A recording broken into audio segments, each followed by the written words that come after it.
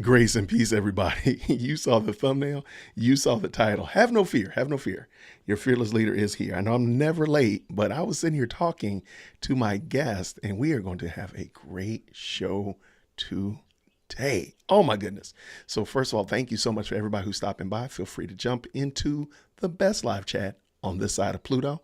All you got to do is hit that like button and get yourself in here and say, hey, and holler at everybody that's in there. So I'm looking forward to this discussion. Now, there's absolutely positively no way possible you don't know what happened on yesterday. So yesterday we had a very interesting event that transpired here in the United States. The first, I think of my recollection, was oh my goodness. Sorry about that. So the first in my recollection or my remembrance, an attack on a sitting president. I do remember, I think I was like 7 when, maybe even younger than that, when Reagan was attacked.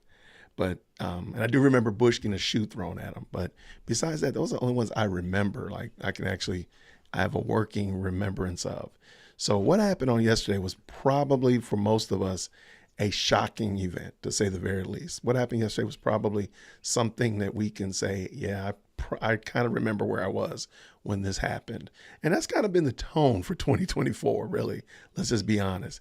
The tone for 2024 has been, yeah, this happened and I was here when that event happened, whether it be the P. Diddy, whether it be Alec Baldwin, whether it be what's been going on with the YSL case, or God, heavens forbid, what's happened with Trump on yesterday. We all kind of remember and know where we were when that transpired. So to say that it's been a wild month or a wild year is definitely, unequivocally, the understatement of the year. Because my goodness, in the morning, nobody had this on their bingo board. And if you did, you probably should go ahead and cash in now, because who knows what else is there. It's like the October surprise has just been going on all year. It is wild. But today I have a guest coming in, and I'm going to introduce her in a moment. And we are going to just go over and kind of discuss what's been the tenor, what's been the understanding, what's been happening as it relates to the failed Trump assassination attempt yesterday, and hopefully give us a little bit of guidance on where do we go from here? Like, what's going to be the next move, if we will? What should be Americans' tone, and what should be Americans' posture? But even more than that, what should be the Christians' response to this? So what I'm going to do very quickly, and my guest is she's getting herself ready. She's ready, chomping at the bit. So I'm going to give her a little bit of time, get ready. So I'm going to just real quick, I want to bring up this passage, and I really think I would love for you all to kind of think about and to consider. And this is from 1 Timothy chapter 2. And Paul, the apostle, is writing to his protege, young Timothy, and he says this: first of all, then, I urge that supplication, prayers, intercessions, and thanksgiving be made for some people. No, I'm sorry. I misread that. My glasses are dirty. For most people. No, it says all people, that all people. And then who are these all people? He said, for kings and all who are in high positions, that we may lead a peaceful and quiet life, godly and dignified in every way. And I think it's fair to say, let's just be honest, tell the truth, shame the devil. Most of us can admit that we haven't been praying for these people. We haven't been praying for our mayors and our governors. We haven't been praying for our representatives and our Congress people. My goodness, in the morning, if you are blue, you ain't been praying for Trump. If you red, you ain't been praying for Biden.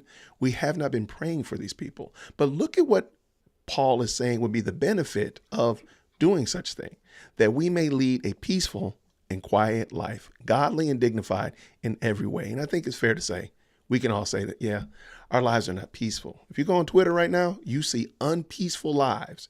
If you go on TikTok, you see lives that are not dignified. I mean, the polarization from yesterday is immense. And I think it's fair to say that we should reconsider our position as it relates to this. But let's keep going.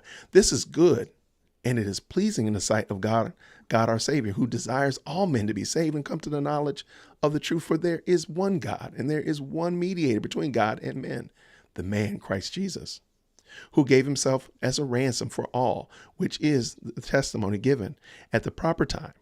For this I was appointed a preacher and an apostle. And I'm telling you the truth, I'm not lying. A teacher of the Gentiles in faith and truth. I desire then that in every place that men should pray, lifting up holy hands, without anger or quarreling. And this is another reason why you don't need politics in your church. This right here, verse 8, is the exact reason why you don't need politics in your church. Because I can't lift up holy hands without quarreling and anger, because politics by default generates those things. Likewise, also, women should be adorning themselves in respectful attire. And I'm not going to read the rest of it, but I do want you to just consider that. As we're looking at this today, we're considering what has happened in Pennsylvania. How are we praying for these people? And again, this could be your political and ideological enemies. They do not have to be your best friends. They're not your homies and your people that you go out to drink with. But at the end of the day, these are people that disagree with you. How are you dealing with them? And are you dealing with them in a way that is scripturally and biblically affirmed? Just something to consider, something to think about. So I want to thank everybody real quick. There's about 40 of y'all that have jumped into the chat. I apologize. It looks like YouTube did not initially send out my live stream.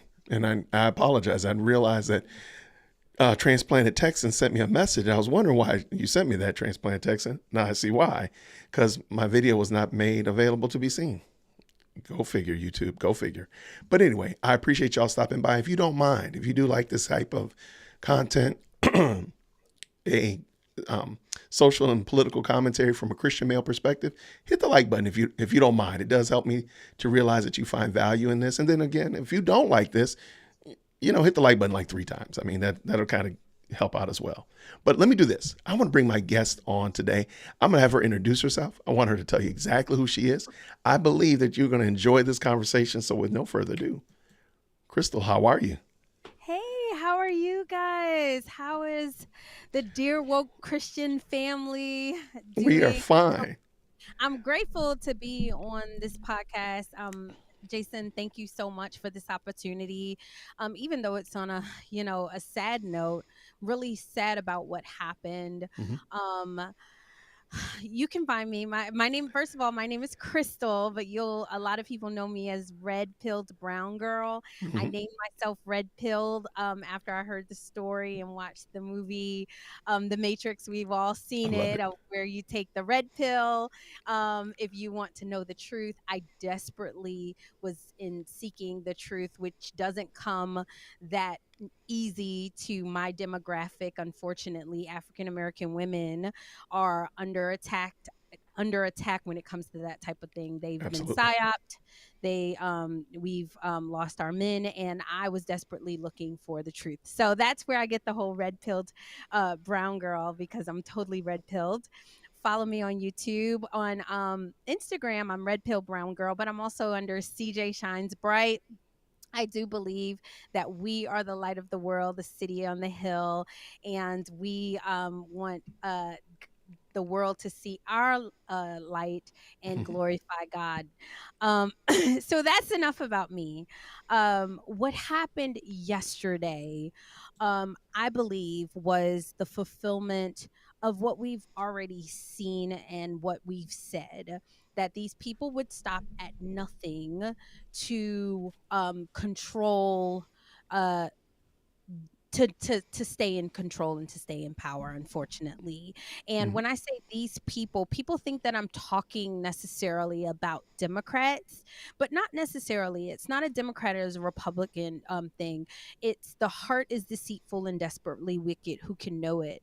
And it's the evidence of a fallen nation, unfortunately. Right. America has not been Christian for quite some time, and a lot of people get upset when I say that. They say we're a Christian nation, we're a nation of Christians, but the Bible says a tree is known by its fruit, and some of the things that have been happening is not indicative of a Christian nation at all, Not a period, bit. full stop. Okay. Like, what happens in when a nation that has lost God? Rumors of wars and rumors of wars, no Mm-hmm. peace. The leaders will become lovers of themselves, like the people will become lovers of themselves.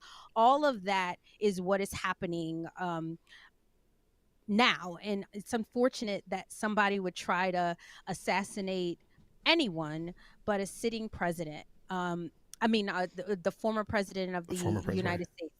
Um, don't even get me started. I'm a Make America Great Again, so I'm gonna stay It's away okay. from that. It's Jason's okay. gonna get me if I start talking about it. But Mm-mm. but for them to try and assassinate him, I believe that they tried to assassinate him because they can't control him. Um, Donald Trump is one of the ones, and people say, "Oh, he's not a Christian." I don't really care. Um, at this point, but God uses certain people to fulfill his will. I always bring up the story about Nebuchadnezzar in the Bible. God called Facts. him my servant. Hmm. And he was evil. He worshiped other gods, but God called him my servant because he used him. And President Trump was being used by God, and they couldn't control him. And I don't know why God chooses to use certain people, and like his ways are not our ways, and his Absolutely. thoughts are not our thoughts. And I believe that they uh could not stop what the movement that he was doing, and then unfortunately um they tried to unalive him. Hmm. And the Christian response, I think, um the Christian response, like I said, I don't believe that America is a Christian nation. However, the Bible also says that he's married to the backslider, and we were at one point in time a Christian nation.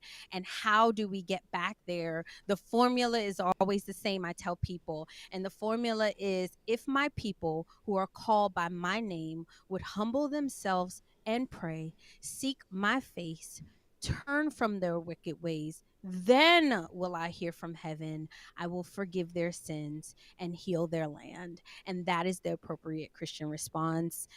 Nothing else at this point matters.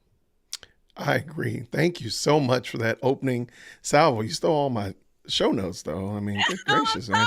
We can go ahead and shut this sorry. I'm down. Thank you so sorry. much for tuning in today. I appreciate you. Yeah. No, I love it.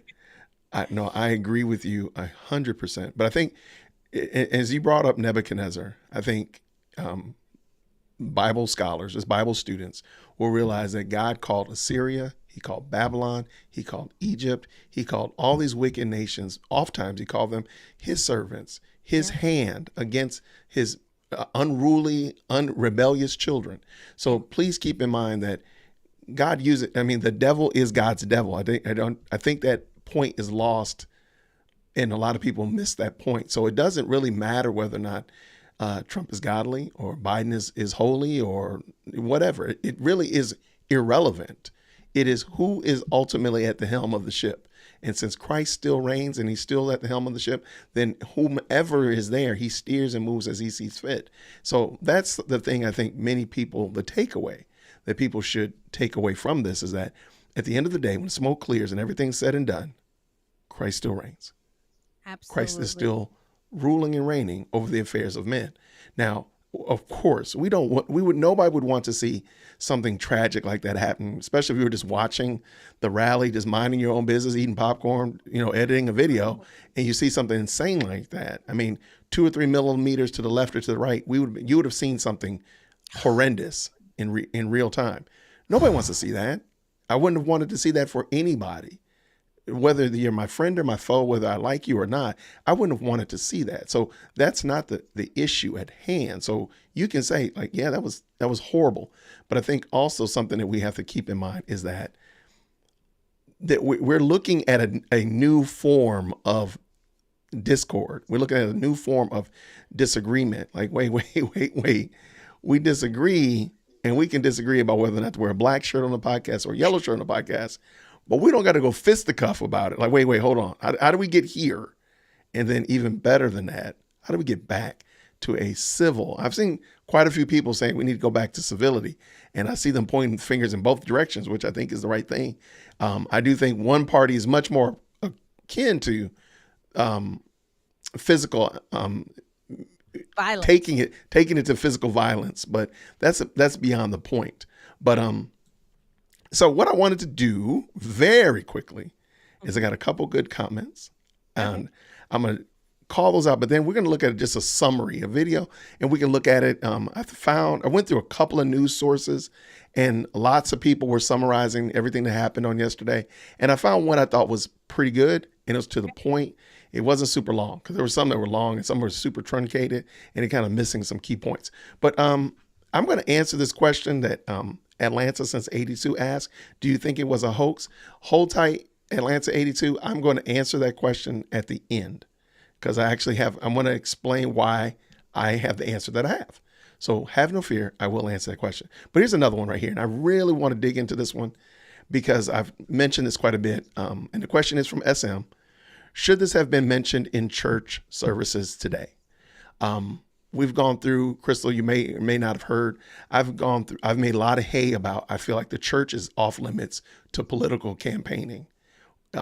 If Donald Trump had come to my church, Smyrna Presbyterian, today, he would have been allowed to sit in the audience. He'd been allowed to stand and pray, sit and sing. He'd been able to do all that kind of stuff. But the podium, the riser, the sacred box is off limits to unqualified persons. So Donald Trump would not be able to come up and, address the audience or anything of that nature. Not a bit. Nope. Biden would not have been able to do that either. The governor of Georgia would not have been able to do that either. It's off limits. Now, if they had come to Sunday school, and maybe Sunday school maybe want to give them a shout out, then that's fine. But inside the sanctuary on the riser, it's off limits. Now, the question was, should this be brought up in church? And I would say the answer is depending on how it's brought up. Okay. If your pastor is doing the pastoral prayer and he's praying for, as my pastor often does, praying for our nation, he might call out various members of leadership in government. And of course, he's praying for the president and the former president and so on and so forth. That would make sense. But if it becomes a talking point in the sermon, that's off limits, and that you were done a disservice, in my opinion. Yeah, I don't think even as tragic and as wild of a situation as yesterday was, the message that prayerfully your pastor had been studying for and prayerfully was preparing to preach on today would still supersede that. I'm sorry. It would still supersede that. And therefore, if he wanted to pray for and he maybe did a special prayer for all of the confusion and so on and so forth, I think that'd be fine. But in the sermon that you sat and listened to, where God's word is being broken down in front of you, that you might be fed spiritually from God's word, Trump is off limits. And I've said this multiple times. My name's Jason, by the way, dearwokec@gmail.com. If you want to fight me about it, you can meet me in the front yard. My backyard is cleaned out. We can fight in the backyard, but you're still going to be wrong. But I'm about to fight you now. Okay, not a problem, Crystal. I'll give you my address. We can make it happen. But no. I think that politics has entered the church whether we like it or not. And so I agree that there's tasteful ways of doing it. My pastor, and I was so proud of him because he usually doesn't touch politics at all. So you would like him, Jason. He doesn't touch politics at all. He mustered up and said, "That's wrong, and we are praying." And that was all he said. And I was like, but see, I was hysterical. Let me give you an example. Most of you all know that I own a podcast studio, and I do editing for churches. I take their live streams and I edit their live streams, and I have the privilege of editing my church's live streams for them. Oh, nice. Your sermon should not be time-stamped. So if I dropped a sermon from my church right now in the chat, you should not be able to tell when it was preached. Okay. That's a great indicator, in my opinion, of a really good sermon. Because it's almost, if I read a Charles Spurgeon sermon to you, you wouldn't know if that was from today. I mean, there might be some thee, thous, and thuses, but at the end of the day, you don't know about it. So if your pastor's preaching about the Drake Kendrick Lamar beef, that's now time-stamped. And it's going to be irrelevant in a few years.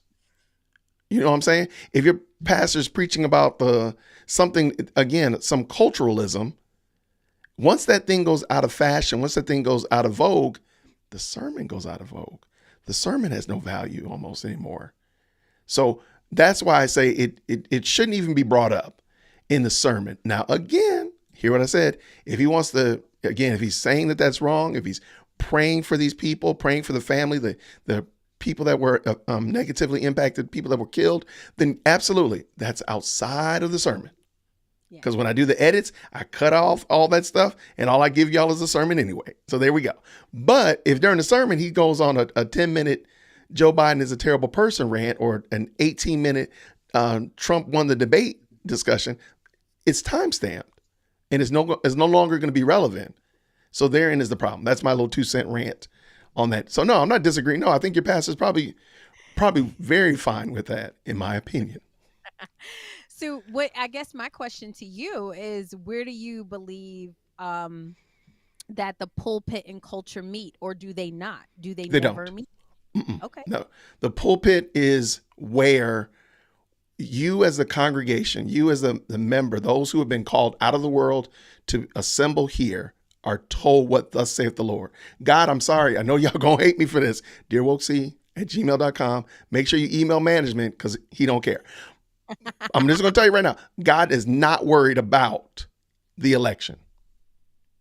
As much as we want to twist ourselves into lyrical knots, at the end of the day, when the smoke clears, God is not worried. He's not hand-wringing about, ooh, are they going to cheat again? Oh, am I going to get my guy? He doesn't care. I know, dearwokec@gmail.com. God doesn't care. He doesn't. That being the case, what I need, though, is I need to know, what do I do with my sinful nature? What do I do? Because guess what? Me preaching about what happened to Trump yesterday is not going to change the hearts of the people that wanted that to happen. The gospel is what changes that. The gospel is what points in that literally can reach through the microphone, reach through the speaker, and hit you right in your heart, in your stony, cold, dead heart, and transform it. Not me talking about Kendrick Lamar, Drake, or whatever happened to Trump. Whether they got an upper ear piercing or whatever the joke is you want to use today, none of that stuff changes your heart. Because your heart is the problem. That man that climbed up on that roof and pulled that trigger, his heart was evil. Yeah. It wasn't that he didn't care about Trump. It wasn't that he didn't know enough. His heart was evil. His heart was wicked. Yeah. And none of this stuff that we're talking about, short of that, the fact that you are a sinner in the hands of an angry God, is going to change that. So therein, so to me, culturalisms don't fix anything. Me knowing about the debauchery of the EBT awards does not fix my heart condition. Did you just say EBT awards? I'm yes, done. because I have been chomping at the bit. I've been wanting to talk about the EBT awards so badly. And now I'm taking the feeble attempt to talk about what used to be called the BET Awards. Now it's called the EBT Awards. I just wanted to do that because this is my show and I'm going to do what I want to do. So when we're looking at this situation, you must ask yourself in an honest way, what is going to change the hearts of men? Go on Twitter right now. Go on TikTok right now. And y'all seen it? Y'all seen it? You've seen it. What's going to change that person's heart? What's going to make that person change his or her heart? Me saying that Trump is a human? Me saying that Biden is a corpse? Me saying that Drake is better than Kendrick Lamar? I don't know why I keep bringing them up. But what's going to change their heart? It's so relevant. Right. But what's going to change their heart, though? Is any of that going to change their heart? Not a bit. What's going to change the heart? The exact same thing that changed my heart, the same thing that changed your heart. And if you're in Christ, the same thing there, that I am a sinner in the hands of an angry God. That man that climbed on that roof, he is now in the hands of an angry God. And it's fair to say, unless he had repented, which I don't have any reason to believe otherwise, he will be eternally judged for his sinful life. Not just what he did on the roof, but his sinful life, because none of his sins have been justified, or rather covered by Christ. So therein is the problem. So knowing about the EBT awards, knowing about the latest and greatest thing or whatever like that, or the newest thing that Tesla's putting out on their new car is irrelevant. I know there's a lot of black preachers that are mad, so just make sure your thunder thumbs say dearwokec@gmail.com. Make sure you send it to me because I need some more dusty comments. I'm just Yeah, and saying. I'm thinking about like when you start to talk about the gentleman who they are pinning this, um, allegedly he's the shooter. He was only 20. Oh, 20 save years that, old. save that, save that, save that, because Okay, that's going to be during my conspiracy. got it, got it. Everybody knows my hat's got a little bit of tinfoil in there sometimes. I got a conspiracy. I want to talk to you about that. So do not put a pin in that. Do not let me forget he was 20. There's a reason why I want to talk about the fact that he was 20. Exactly. So please do not let me forget that. I'm old and I could forget it, but I'm not planning to. You're I not gonna appreciate it. forget. I'm not going to forget it. And you're not old. Oh, but I am. If you Everybody old, here. I'm old. Oh, trust me. Y'all don't. You know how old I am. You know how old I am. Well, there you go. Trust me. I've been around the block a couple times. Several rotations around the sun. Absolutely. Okay, there was one more good comment, and then I do want to get to our first video, Crystal. Why do you think, and I'm just going to ask you, because this is from Kelly, and she says, why do Christians put so much hope in mere men? Why is that? I don't know, man. So the only thing that I can think about, Kelly, thank you for your question, is when the children of Israel were delivered out of Egypt and God had done this amazing thing. Like God is so dope. Like Right. God, delivered them from the Egyptians, parted the Red Sea and all this stuff. Like he was feeding them manna from heaven. Like God is bomb.com. Right. And sure enough, Moses went up to the mountaintop. He came down, and what were they doing? Acting a They fool. building a god. Like building a god. And then, like the children of Israel, God was never good enough for them. They wanted a king. And I don't know anything but besides like you've been saying, Jason, is our sinful nature. We don't trust the very God that has blessed us and done so many things for us, have provided for it, but we almost act like he's not real, like he's some kind of fairy tale. And they put trust in, fallen men, um like instead of the maker. And it's been, all I can say is it's been like this ever since Eve convinced Adam to eat that apple, and we're just inherently sinful. There it is. I just want to add to it. I think it's much easier to cling to what we can see in front of us. Because again, remember the children of Israel, because they did not see God directly. Now, granted, they were led by a pillar of cloud and a pillar by fire. They did see that and they did see the miracles. But it was so much easier to say, man, when things got rough, it was only when things got tough did they say, man, didn't we not have leaks over in Egypt? Didn't we have fish? Didn't we have all this? And they were willing to go back. And the insanity was that they had been brought through the Red Sea. They would not have, it's fair to say they would not have been able to come across the Red Sea on their own steam, but they were willing to try to go back on their own steam. Like, that's insane. Like, how bad of a situation. And by the way, you were in slavery. So even in that, I think is which, kind of lends itself to an argument about whether or not one can lose their salvation. But we won't have that conversation tonight. But I do think it lends itself to the fact that we can easily lose focus off of who it is and what it is that we are doing because of the circumstances around us. So going back to what happened yesterday, it's easy to be like, oh man, the world's coming to, oh man, this, that, and the other, start hand wringing and woe is me. But no, who is your faith in? Yeah. And we all do it. So I'm not pointing my fingers at anybody and not blaming anybody, because we all lose hope and we all lose focus. And that's why it's good to have a good community of people around you. That's why it's important to be a part of a good church, so they can point you back. And hopefully, prayerfully, when you off base, your husband is not off base. And when I'm off base, my wife is not off base. So that at least we can at least kind of bring them back together. And nothing else, call the deacons or something. Yeah. So I do think that there's some value in that. And I think we're losing that. So to answer, that would be my only way of answering Kelly's question. Oftentimes we lose our focus off of who it is that we are following. And because they weren't following Moses. I do think that that's the point. Moses was following God just as much as they were following Moses. Following God. Like, they're following God. And Moses was just the representative, but at the end of the day, they were following God. Yeah, Kelly, we crazy. I mean, like, seriously. And I love that you said that they were following God. And I think that a lot of times and I am, you already know, I'm a Trump supporter. Oh, no shade, no shade. I'm a Make America Great Again girl, and a lot of times people think, "Oh my God, why are you putting so much faith in that man?"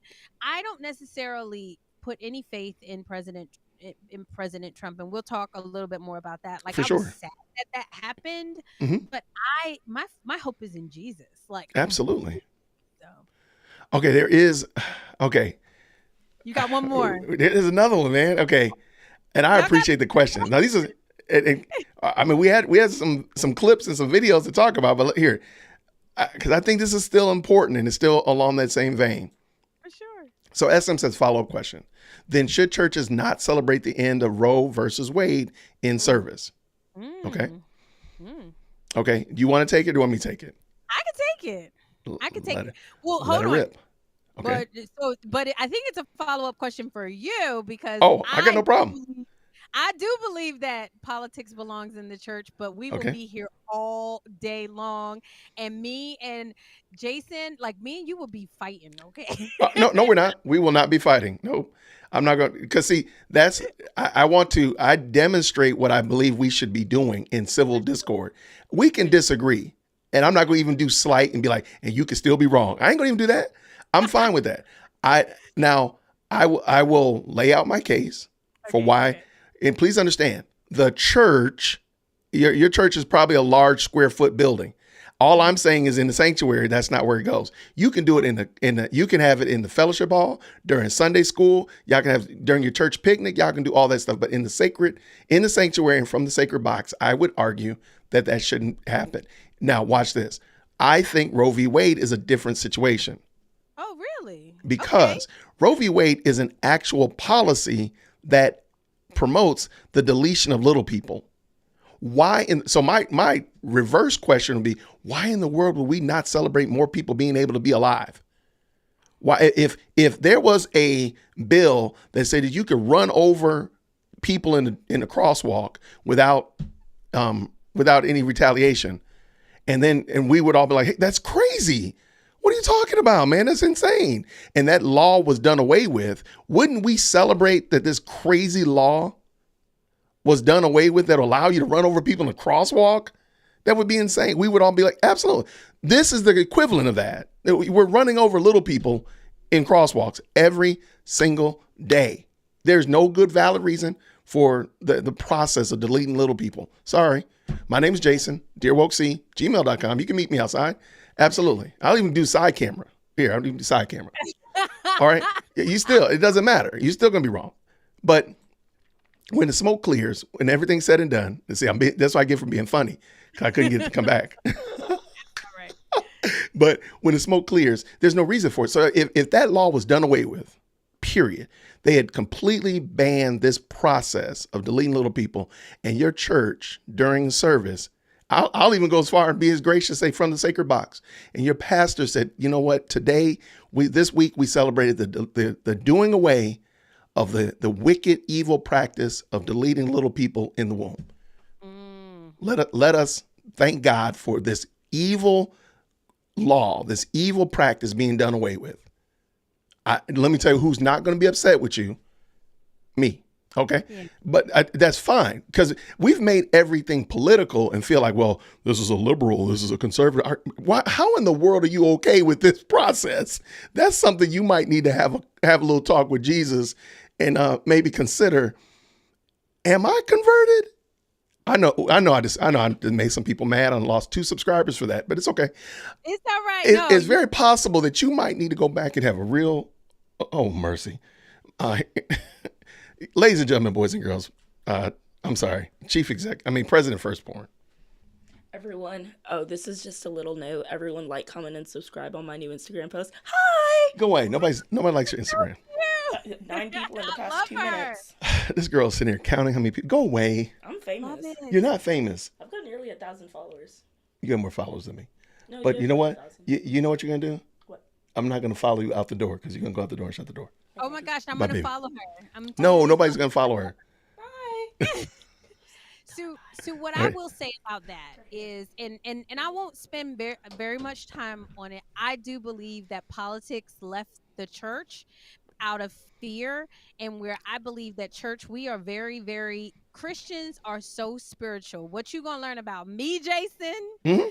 is I'm a little janky. I'm a little different kind of Christian. Uh-uh. I do believe that the church is supposed to be the teaching ground of Christians. Like like it's our marching orders. And Mhm. so you can't do that to me without touching things like abortion and politics and stuff like that. So yes, I do believe that Roe versus Wade, the banning of it, is something that Christians should not celebrate.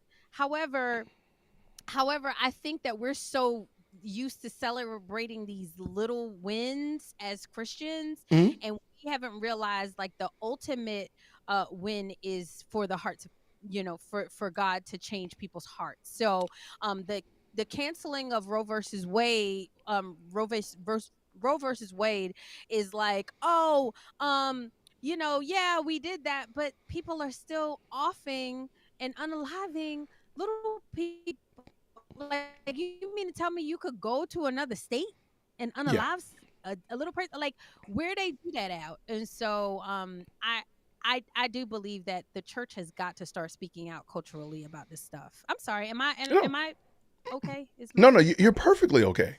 And I don't and I'm not disagreeing with you. All I'm saying is that the church can teach the value of life and help you understand that, and you take that to your workplace, to your home, to your HOA, and that's where y'all duke it out. But we don't have to duke it out in the fellowship hall. That's all I'm Agreed. saying.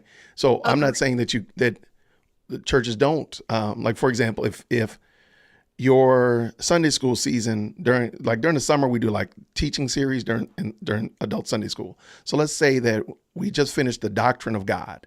Okay, but let's say during the summer series leading up to election, my church wanted to be real slick with it, and they said, let's go over some key elements that you should know about. So they go over abortion, they go over the plus community, they go over the legalization of drugs and this, that, and other, which happen to be planks in certain parties' political platform. Well, they don't have to like deliberately and intentionally say we're addressing a Democratic platform or the Republican platform, the Libertarian platform, but it's just those key elements that help us understand it. And then me as an now informed Christian, I can better articulate and argue and ask questions when I'm confronted with these things outside of the church environment. Because I think oftentimes, and this is just my last, and actually it ain't gonna be my last, I ain't gonna even lie to nobody. What I don't want is to turn my church into a Republican church or a Democrat Yes. church. And when you Oh, look at many of these churches, they've turned it into a place. I wouldn't feel welcome going to many of these highly melanated churches because of the way y'all behave. Like, Fact. now, you know what? Let's just pretend, let's say y'all were teaching really good. Let's say you were a sound biblical teacher, but you got all this social commentary about Biden and how wonderful the Democratic Party is. I wouldn't feel comfortable going there, even if you did preach good. So why make your church less attractive, less appealing to believers, those whom Christ has called out? Because I'm not going to go to your church and fight with you. I'm not going to do it. I'm just going to go find a church that I can work with. That's just going to be reality. So, and just look at Woke Preacher Clip. None of those churches would I want to go into. Not a one. And I know some of them where they're located. I wouldn't step foot in them. So And on that, okay, so in that regard, I agree. I don't want a Republican church. I tell people that I vote Republican. I vote Republican. I am not a Republican. fair enough. And my church today, they didn't talk about it at all. Even they didn't talk about it at all. I believe Pastor Danny did, in fact, pray for our leaders, but he didn't say anything specifically about the event in Pennsylvania. Did I feel like he slighted us? Absolutely not. Do I think that we don't pray for him? Absolutely not.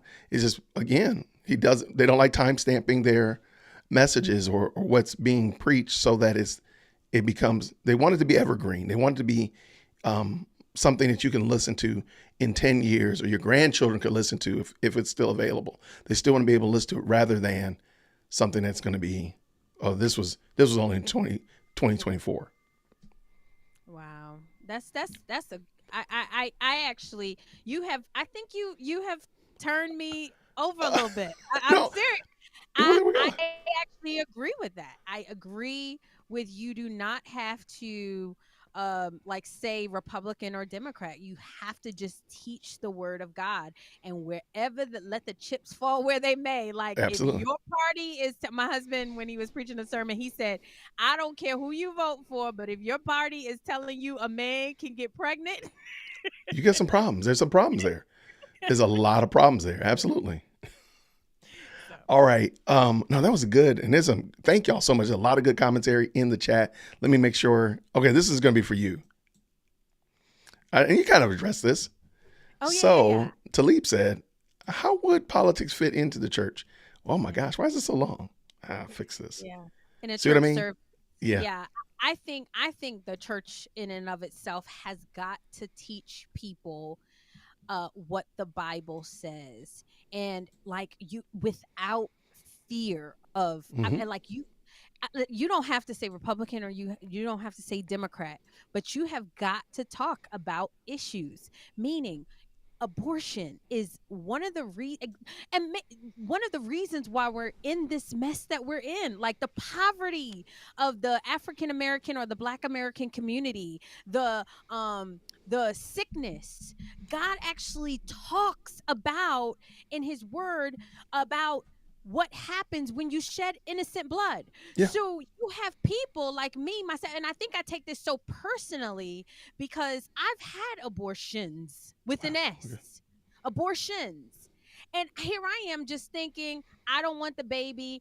I'm doing what's best for me. I'm doing what's best for the baby, not really quite understanding what the Bible says about it. So if we don't talk about it, then we are banning ourselves, or putting ourselves in a position where poverty and sickness is happening upon the land, and you don't even know why. Like, there are literally people who love Jesus who think that you should love who you want to love. Seriously. Mhm. Why? Because they're not being taught the Bible. I mean, without fear. Like the Apostle Paul said, don't be afraid of their Don't be- faces. right. I mean, you've got to teach these people the truth, or else you are damning them to hell. I mean, seriously. No argument for me. No argument for me at all. I'm sorry. No, I agree. And I think from faithful preaching, you will get the whole counsel of God. So as your pastor, as my pastor, as our pastors are faithfully preaching God's word, we are given all of those tools that we are needing in order to make those kind of decisions and be able to argue those cases in the marketplace or on social media or whatever like that. So there's no argument, no shame from me at all. All right. Are we going to talk about Trump at all? I mean, that's what your thumbnail says. That's what the people want to hear. It was clickbait. We lied to you. We tricked you. Surprise. All right. We're going to try this. We are going to try this with a high level of trying. Let's see if we do this right. Okay. I got that picture in. Let's see if we can get the video in. And not bad, Jason.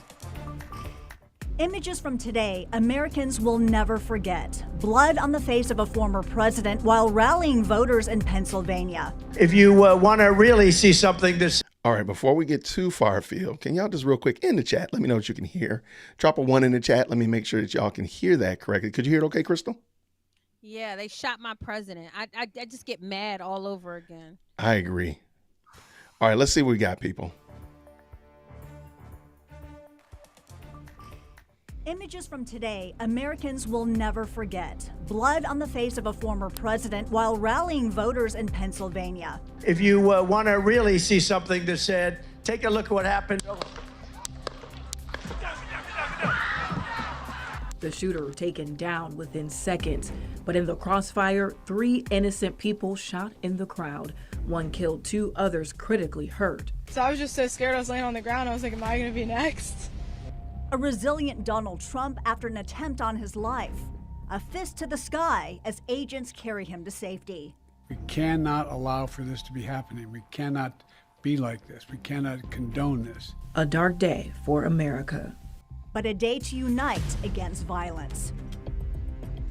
Wait, now before we get too far afield, do you want anything you want to add to that, or anything you want to share your thoughts concerning that so far? God, I just no. I got you. I don't want to add.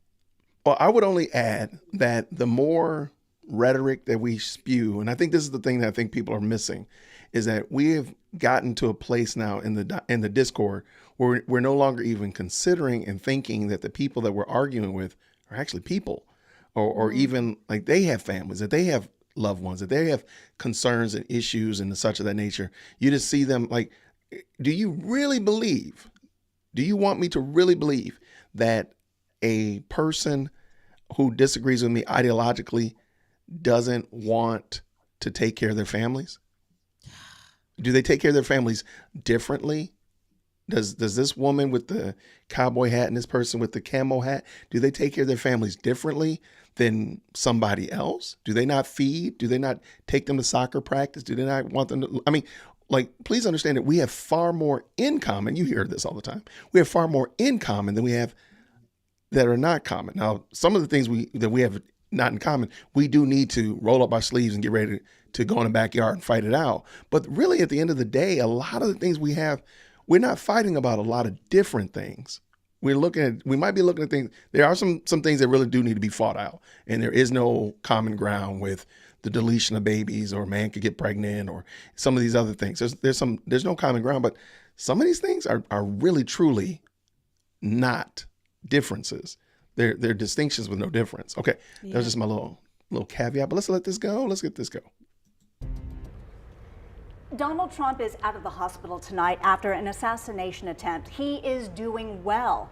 We also just learned that law enforcement recovered an AR-style rifle at the scene. The suspected shooter is dead tonight. Law enforcement says he was firing from a shed outside the security perimeter about 200 to 300 feet away. Investigators haven't shared any information about him or his identity. Trump was in the middle of a speech at a campaign rally in Butler, Pennsylvania. That's about 45 minutes north of Pittsburgh. Chaos erupted when shots rang out. You see Trump grab his ear. He says a bullet pierced it. Secret Service agents swarmed the stage. They later helped him up and rushed him to the motorcade. The former president went to a nearby hospital to get examined. Quickly after the shooting, we learned Trump was okay. 3 people in the crowd were hit. The Secret Service says one of them has died and 2 are critically hurt. Donald Trump released a statement about 2 hours after the shooting. He thanked law enforcement for their quick response. He also sent condolences to the family of the person killed. Trump concluded his statement saying, "God bless America." You could see the shock and the panic in the crowd as soon as Trump hit the ground on the stage. Hundreds of people ducked for cover as shots rang out.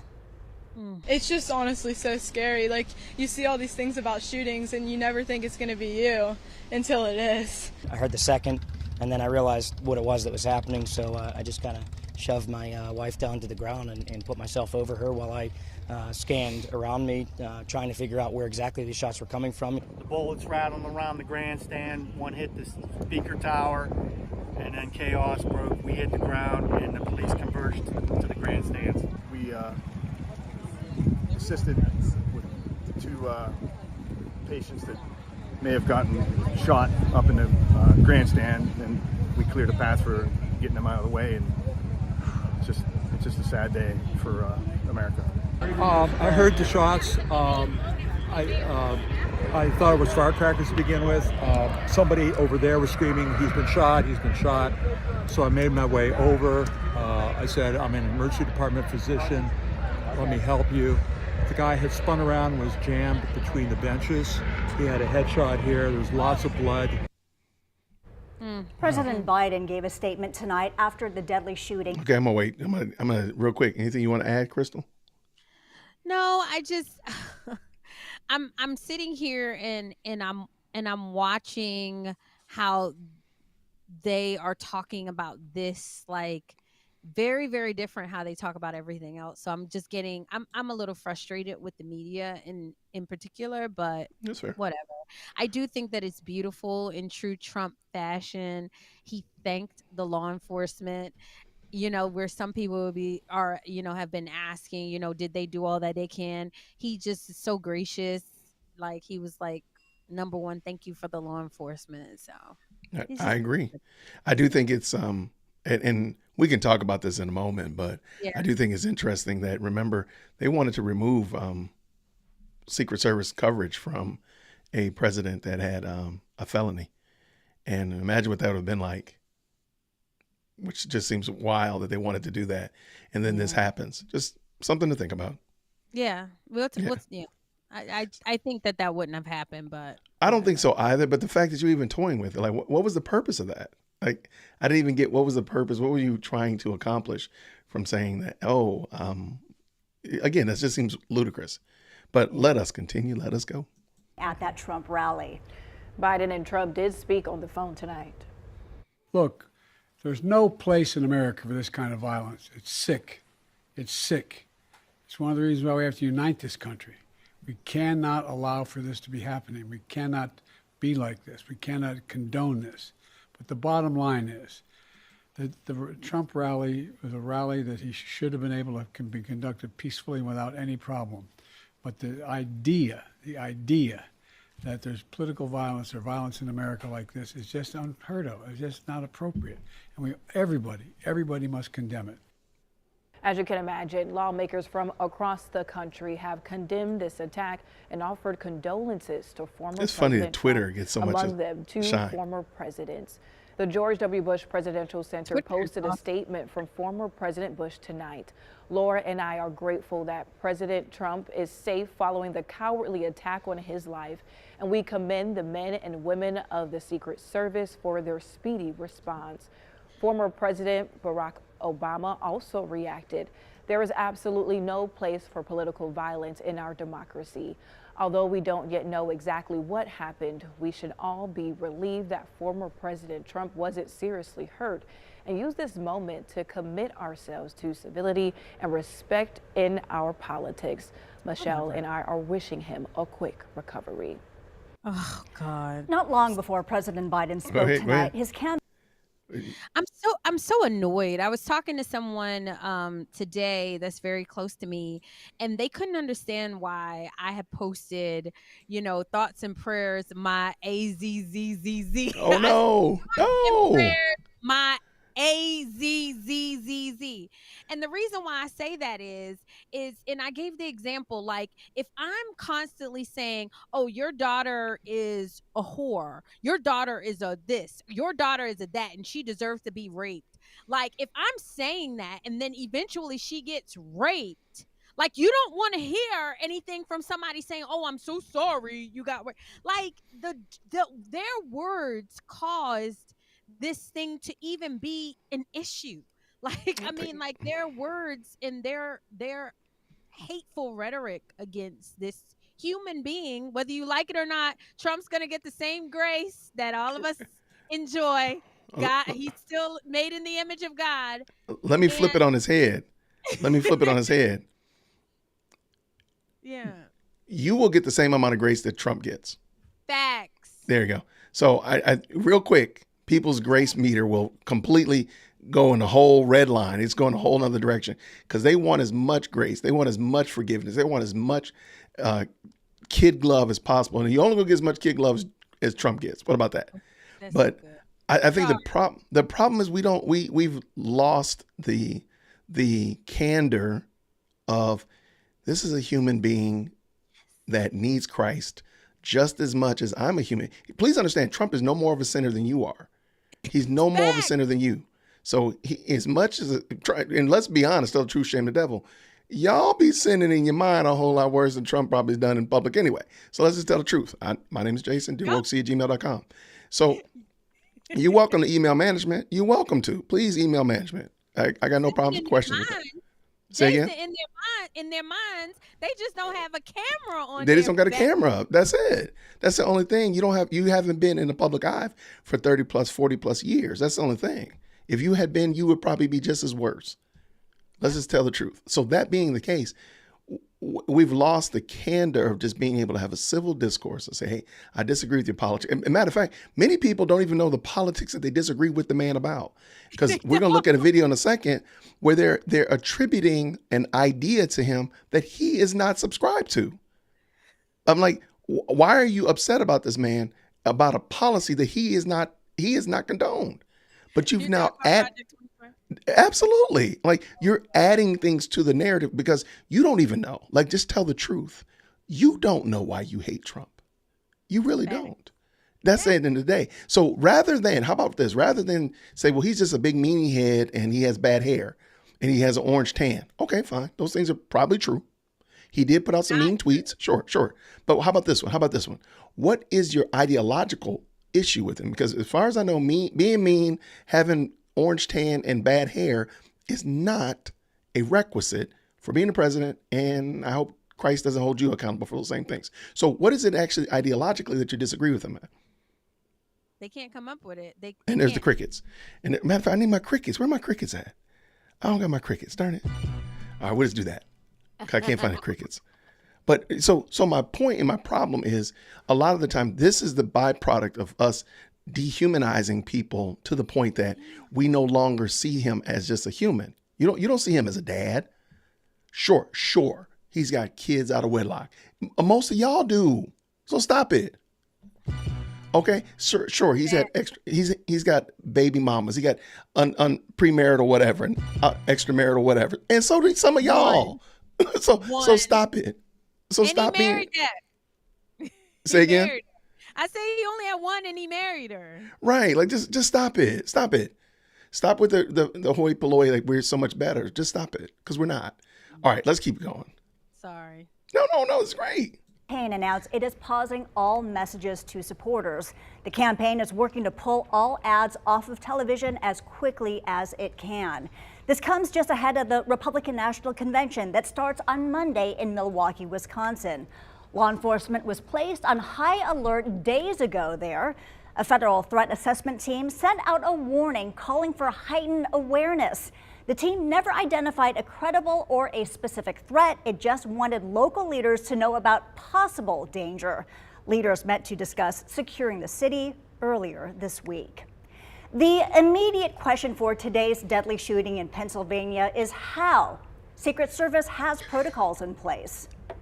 Agents work with local law enforcement and the TSA to secure everyone as they enter a rally site. The Secret Service has also counter snipes and a counter assault team for the president and major party nominees to address threats as they arise. Anyone in law enforcement knows that when you work at a presidential event, you know that there's a long list of tasks that need to be prepared. Two Triad Sheriffs have a unique perspective. WFMY News 2's Joseph Leonard spoke to Rockingham County Sheriff Sam Page and Forsyth County Sheriff Bobby Kimbrough Jr. to get their insight on today's events.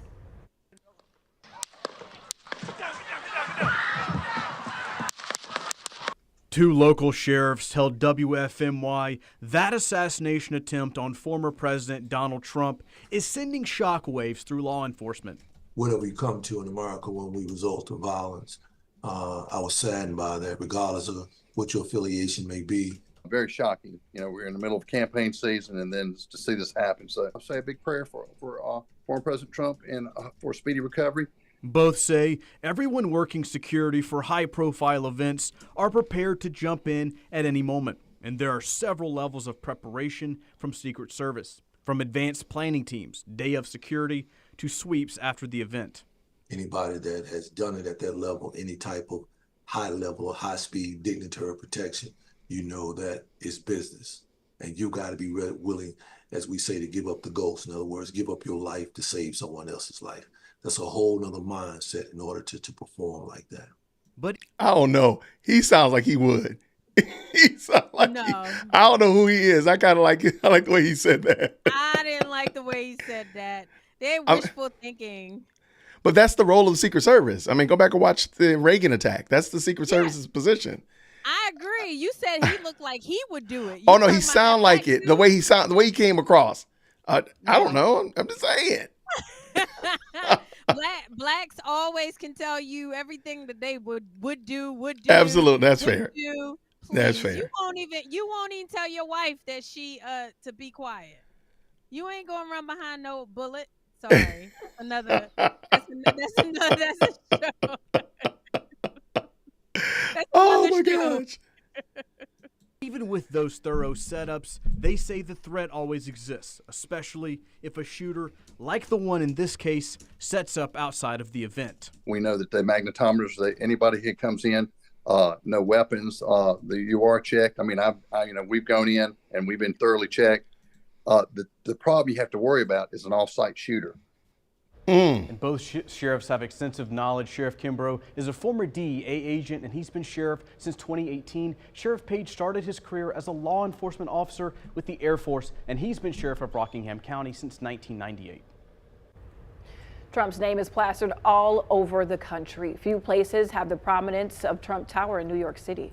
New York Mayor Eric Adams says NYPD has increased patrols and its presence at that building. His office says there's nothing linking today's assassination attempt to the city. This is just a precaution. Let's go back to the overwhelming reaction from leaders around our state and country. U.S. Senator Ted Budd wrote, "We continue to pray for President Trump and those who were shot in the assassination attempt in Pennsylvania." Yeah, it's North Carolina. The hysterical and incendiary rhetoric directed at President Trump is fueling this un-American political violence. It must stop. Senator Tom Tillis reacted, saying this was a heinous assassination attempt, and thank God that President Trump is safe. Keep praying for those who were shot. Violence in our political system can never be tolerated. And at the state level, Governor Roy Cooper said violence has no place in our politics or communities. "I am grateful for the quick response by law enforcement today and hope former President Trump is not seriously injured." Senate Leader Phil Berger of Rockingham County says, Did Ted blame Trump basically, like Ted Budd? I felt like are you victim blaming? You know they don't like victim blaming and victim shaming. Oh, so his rhetoric is what got him is what got the hateful message out there. These people there's something different. No, they didn't even like that we were questioning the gay man at Nancy Pelosi's house and we were laughing at it. And this is what they come up with after somebody attempted to assassinate, with a gun. Yeah. That's why I never back down, because never. People, you back down and they will keep steamrolling. Yep. Okay, let's keep this rolling. Let's go. For President Trump and our nation. U.S. Congresswoman Nancy Pelosi knows the impact of political violence. Someone nearly killed her husband last year. As one whose family has been the victim of political violence, I know firsthand that political violence of any kind has no place in our society. I thank God that former President Trump is safe. Oh, as we said earlier. Okay, so then there shouldn't be any videos or evidence of her, making claims that something like that should happen to him. Is that fair? Fair. Following his logic? She's comparing her husband's history that's a little shady, who had somebody over there.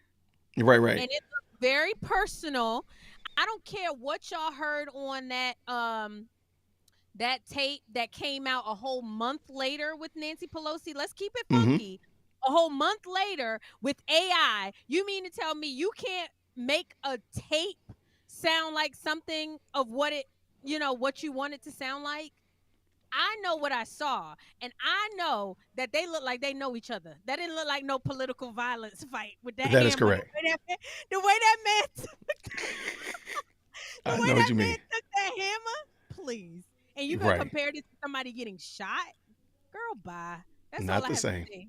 We are not the same. Let's keep this going. Let's go. This attack comes days before the Republican National Convention in Milwaukee. Several key people from our state are scheduled to attend. Congressman Richard Hudson, Franklin Graham, and Lieutenant Governor Mark Robinson are all on the guest list. Graham posted this on social media. "I thank God that former President Donald J. Trump is alive. Our prayers are also with the others injured at the rally today and the family of the individual who was killed." Lieutenant Governor Robinson shared a video on social media tonight. He says his prayers are with Donald Trump. Passions are inflamed on both sides of the aisle. But please, let's all remember who we are. We are Americans, and let's unify in the fact that violence has no place in political discourse.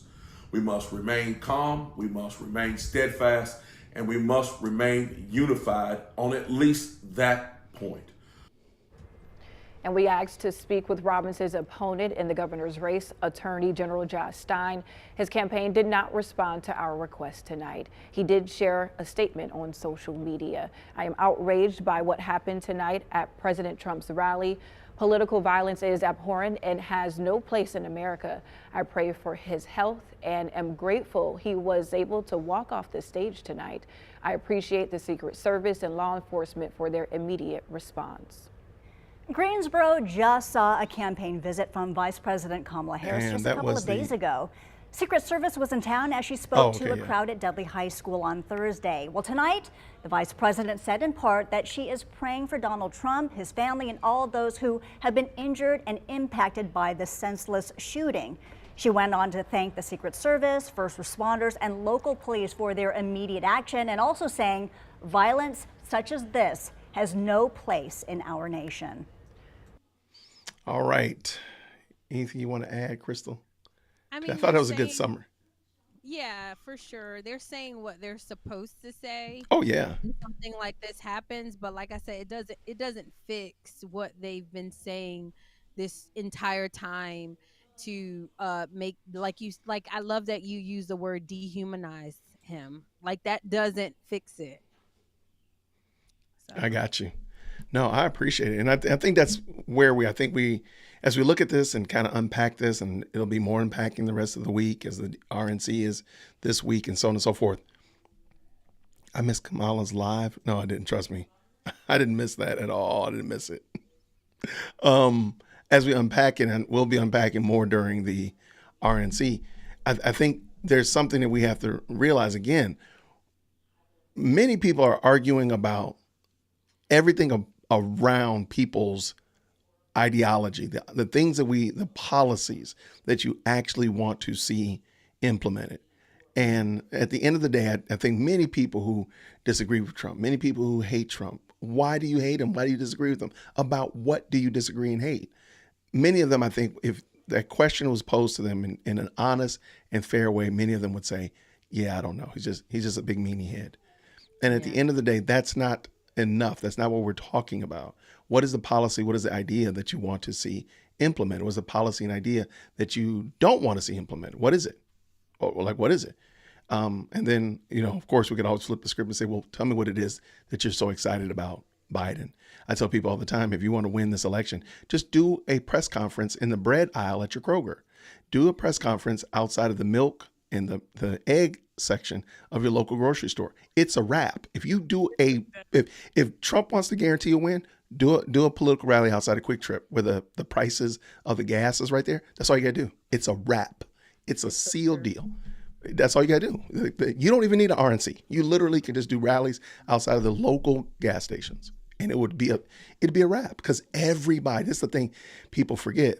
The rich, the poor, the young, the old, the fat, the skinny, they all have to pay for gas. If they have a vehicle, they have to pay for gas. And if you don't, if you live in a metroplex where you're paying, you have bus services and public transportation, you're still paying for it through some way, shape, or form. So if you're door dashing food to your house every day, you're paying for the gas. So everybody's negatively impacted by summa cum laude gas prices. I need them academic probation gas prices back. I need them, losing your scholarship gas prices. I don't need these doggone, high grade level gas prices anymore. I need them low.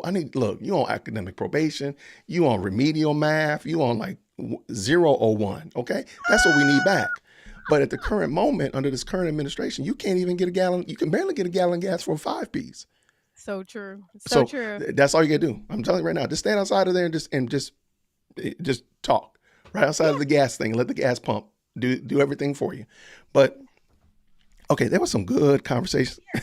And I mean, like, even like the people talk about rich people. I'm so glad that you said rich people are impacted. I mean, like, they hire these people, like the rich people, like, are hiring people, and there's this constant like pressure upon them to give them more money when their margins are getting slimmer and slimmer. Their people can't get to work or even want to. They can't pay people a wage that inspires them to come to work and do a good job. I mean, like this whole thing that they're trying to like pin people against each other. I mean, like, we're all feeling it in some kind of way. And that's the thing. I think we have to realize, like, how much joy would they receive in keeping us at odds? Like, why is it? Have you noticed in the last 3 years, there's a constant argument between males and females, blacks and whites, old and young, skinny and fat, gym goers and bike riders, people that watch computer games and people that play outside in the front yard. There's always some kind of animosity that they keep trying to ferment. And at some point, sometime, we have to realize, like, hold on, wait, you playing me. Yeah. Who cares if you own a Tesla? I don't care. Rock on. I want more people to buy Teslas. There's a Tesla, dealership. It's not really a dealership, showroom, not far from my house. So I see them all the time. I'm like, man, rock on, do that thing. Just let me keep being able to buy my combustion engine and put this gas in here. I'm good. If we can lower this gas prices, I'd be even gooder. But let's just, go ahead and do that. I don't care. I don't need to be at odds with you because you bought a truck that looks like a Lego truck or something that my 4-year-old would have built. I'm here for all the smoke today, ladies and gentlemen. This coffee is so good. I don't know what in the world they done put in here. So y'all just be ready. DearWokeC@gmail.com. I'm here for all of it because I'm about to deal with you in this question I put up in a moment. So I'm just here. I'm telling you right now, there's a new sheriff in town. So just be aware, people. You're aware. Make sure you like this video already if you don't mind, because I'm gonna make you mad and you're gonna leave in a second. But so it doesn't matter. I don't care. Go ahead, get you 4 of them. Get you 4 of them asymmetrical, sharp, 210, 2-ton trucks. Go ahead, man. Do your thing. I don't care. That don't work in the snow. That don't work in the snow. I don't care. I don't care. Just let me keep buying my car. No, see, that's the thing. We've allowed them to separate us, and now it's got to be electric or it can only be gas. I don't care. Y'all can do what you want to do. I don't care. Ride a bike. You can ride them little ugly little scooters that you pay 3 cents for down in the metro. You can go and ride that thing till your wheels fall off. I don't care. I don't care. But it don't bother me. In the street, y'all get on my nerves in them scooters. Yeah, like, man, go somewhere with that. But please understand. At the end of the day, when the smoke clears, there are a lot of things that we don't have to disagree on. We can just like, hey, y'all just go ahead and do that. Now, there are things that we are not going to be able to, there's going to be a right or a wrong about. The deletion of little people, there's only a right. And you're wrong for doing it. So if you believe that you should be able to delete little people, you are dead wrong. You're wrong. There's no way around it. We're not going to find common ground. There's not well, what about sort of kind of, no, and all the no's. Mm-hmm. No. And it's always these after childbearing people that right. And the ones that ain't nobody trying to bear with anyway. Like, ma'am, you're 65. Right. Like, unless your name is Sarah, God ain't told you that you having no baby. There you go. Yeah, it's all good, my guy. So, all right, I'm just looking real quick to see if there's any other intelligent commentary. I think we're good to go. All right, perfect. All right, we've talked about a lot of the things that I wanted to discuss in a roundabout kind of way. So we didn't talk about in the exact format that I intended, but that's okay. That's perfect. So let me pull this back in. Let me see if I can do this right, which is more likely I'm not. Okay, so I did not. Hold on one second. I'm gonna put this video in. Hey, Trump got shot. Okay. This is I thought was a really interesting summary of some of the, I thought this was a good summary of what's been going on Twitter, okay, and TikTok. It's not super long, but I thought she did a great job of kind of summarizing all of the craziness. So let's just let her go. I thought it was fun. Hey, Trump got shot at. Got shot at? Trump got shot at. So, like, did he? Oh, yeah, he lived. Huh. Yeah, and what's worse is he looked really cool when it happened. What do you mean he looked cool when it happened? He unfortunately looked very cool when it happened. How do you look cool getting shot at? Well, like, what did he do? Pop right back up with blood streaming down his face, pumping a fist in the air, shouting USA, USA, USA until a crowd of thousands joined in? That's exactly what he did. Oh. Yeah. Yeah, that's really cool. I know. Crap. We're gonna lose the election, huh? Big time. I thought you would get a good little chuckle out of that. That was cute. And it was just, I mean, because I do want to talk about some of the conspiracies. So now we had kind of talked about it in the pre-warm up, and I got some conspiracies here. We got some, what did I do there? Got some conspiracies, and I just kind of want to hear your thoughts on it. So the first part is we're going to propose the argument, because I'm sure you've seen it and I'm sure you've heard it, that this whole thing, the whole thing was fake. Oh, wow. Okay. Okay. And so I'm sure you've heard it. Okay. Oh, yeah. So like one of the reasons was people said the sounds didn't sound like I guess I don't know. I don't know what the sounds are supposed to sound like. I mean, I don't know if they've been watching John Wick or The Matrix, but I don't know what you've been watching to know what the sounds are. I don't know what the sounds are. But so that was one thing. People were saying, well, the sounds don't sound right. Then there was the slow movement of the Secret Service and the people behind. They weren't moving as if they were being pewed at and such like that. So there was that argument. Then, of course, once they got him back up and him throwing his fist in the air, that's how you know it's fake, because he threw his fist in the air, because you just don't do that. So it's got to be fake because you put your fist in the air. And then lastly, well, it's kind of like the same thing, the movement of the audience and the people particularly behind him and the way that they moved. Do you have any commentary about those? Oh my gosh. So like people like I think Trump can't do anything. Like the man Right. can't do anything. If he got shot and died, they would have, like that. How dare he die? How dare he die? It was just a BB gun. Like, Yeah, wow. so like you would think that they'd be happy that he lived. Here's why I don't think that it was is that if you are conservative or if you are make America great again like I am, you already knew this was coming. Like they had nothing else. Like this was coming. I was shocked that it took so long. I mean, honest Really? to God, Okay. like I was like, wow, they really gonna let him like make it Right. to the No, fair. convention. I mean, I was shocked. I think he knew it was gonna happen, and when you know something like that is gonna happen, you replay it in your head.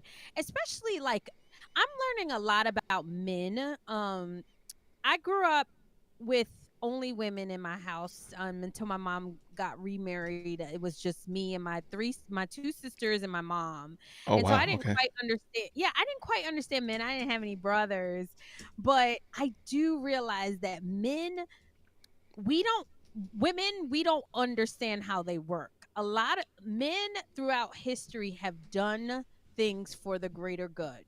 They Correct. have risked their lives. Like men, they say men's lives are disposable because they are innately geared to risk their lives. And so I can imagine that he replayed it over in his head, and he probably thought he was going to be dead, honestly.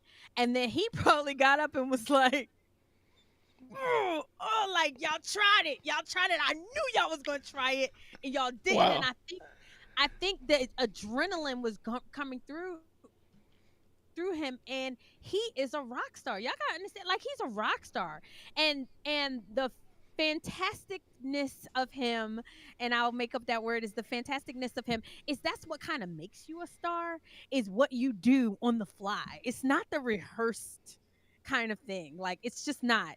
It's that those moments. And he captured a moment that solidified why he is who he is. So y'all can say it's a hoax, and I expect nothing less than what he gave us. I got you.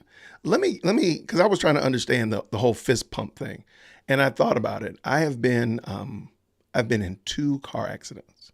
I'm going to tell you both stories, and this is my show, so if you don't like it, dearwokec@gmail.com. So I was, one day I was coming home from work, and there's a twisty-turny road over by my house, and a young lady was not paying attention. She was coming toward me. She was coming around the curve. She hit the right curb and came right at me. And I was watching it, and I was like, oh my goodness. And she hit me, and she totaled my car. I mean, it was pretty bad. I mean, it was literally by God's grace. If you've never been hit by an airbag, it gave me a contusion in my chest. Like, literally, my chest was bruised, almost broken. Like, I mean, it almost broke a rib. It was really that bad.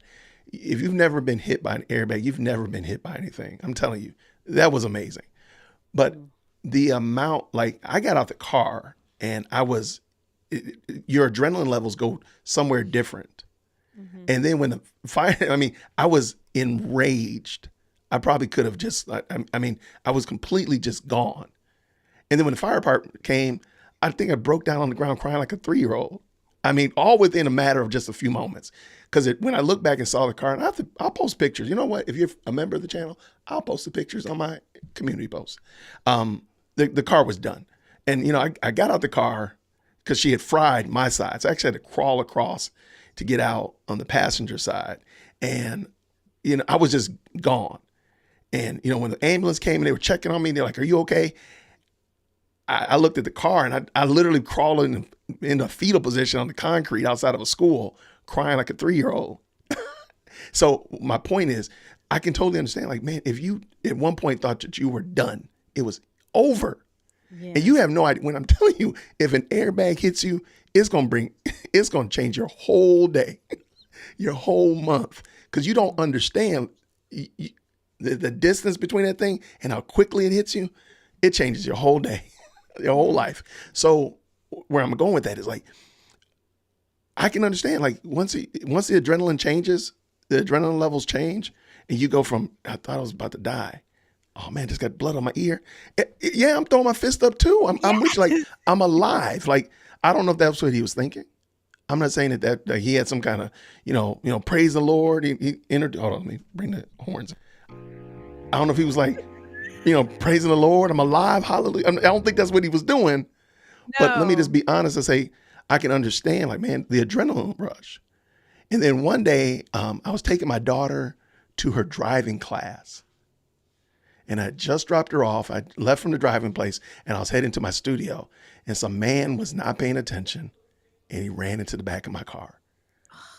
And all I could think about was the fact that if my daughter had been driving this car, and he didn't hit it hard. He didn't hit it hard at all. He put a little ding in the bumper. It was nothing. It was nothing. I got out that car, and it was a whole different game. I was enraged. And thankfully, I kept my hands in my pocket, and he was an older man of less melanin. It could have gone south real quick. It could have gone south real quick. And I'm here in Cobb County. It could have gone south real quick. So it's so bad that I actually emailed him afterwards and apologized. I didn't use any profanity. I still, you know, all that kind of stuff. But I was inappropriate in my approach because all I could think about is if President Firstborn had been driving, we would have had a murder on the scene. It would have been a crime. It would have been a crime. So that's all I could think about. And she wasn't even in the car. So I can understand. I think we should be sympathetic to the fact that when you've had these high adrenaline events, whether it be, again, a car accident or a scare, you lose a kid at the mall or something crazy happens, I think we should be sympathetic. Like, yeah, when that kind of stuff happens, I can understand that there might be a little bit of difference in your demeanor. So if you get up and you're just happy and you just like, I get it. Right, I can get it. I can understand it. And I would understand the exact same thing if it happened for my political, ideological enemy. I can totally understand it. So anyway, that was just my little caveat. And like, I mean, you felt like that and it was an accident. Correct. Like, imagine if you went into a planned fight Right. and you won. Like, I really feel like he feels like he's in the fight of his freaking life. Oh, no And he's question. got 9 lives and he keeps winning. And he was like, yeah. Like, he was like, oh, like y'all tried it. And you didn't get it. So we talked about why people are saying that it might be a hoax. But I want to talk about why I believe it was real. It was not a hoax. I'm going to save the last point because I want to talk about it because that's where I bring in the 20-year-old. But okay. The first point is there are real people that passed away. I don't think we should minimize the fact, because this does play a part in our humanity, that we have to be realistic. There were real people and that really went to this rally to just, support and so on and so forth.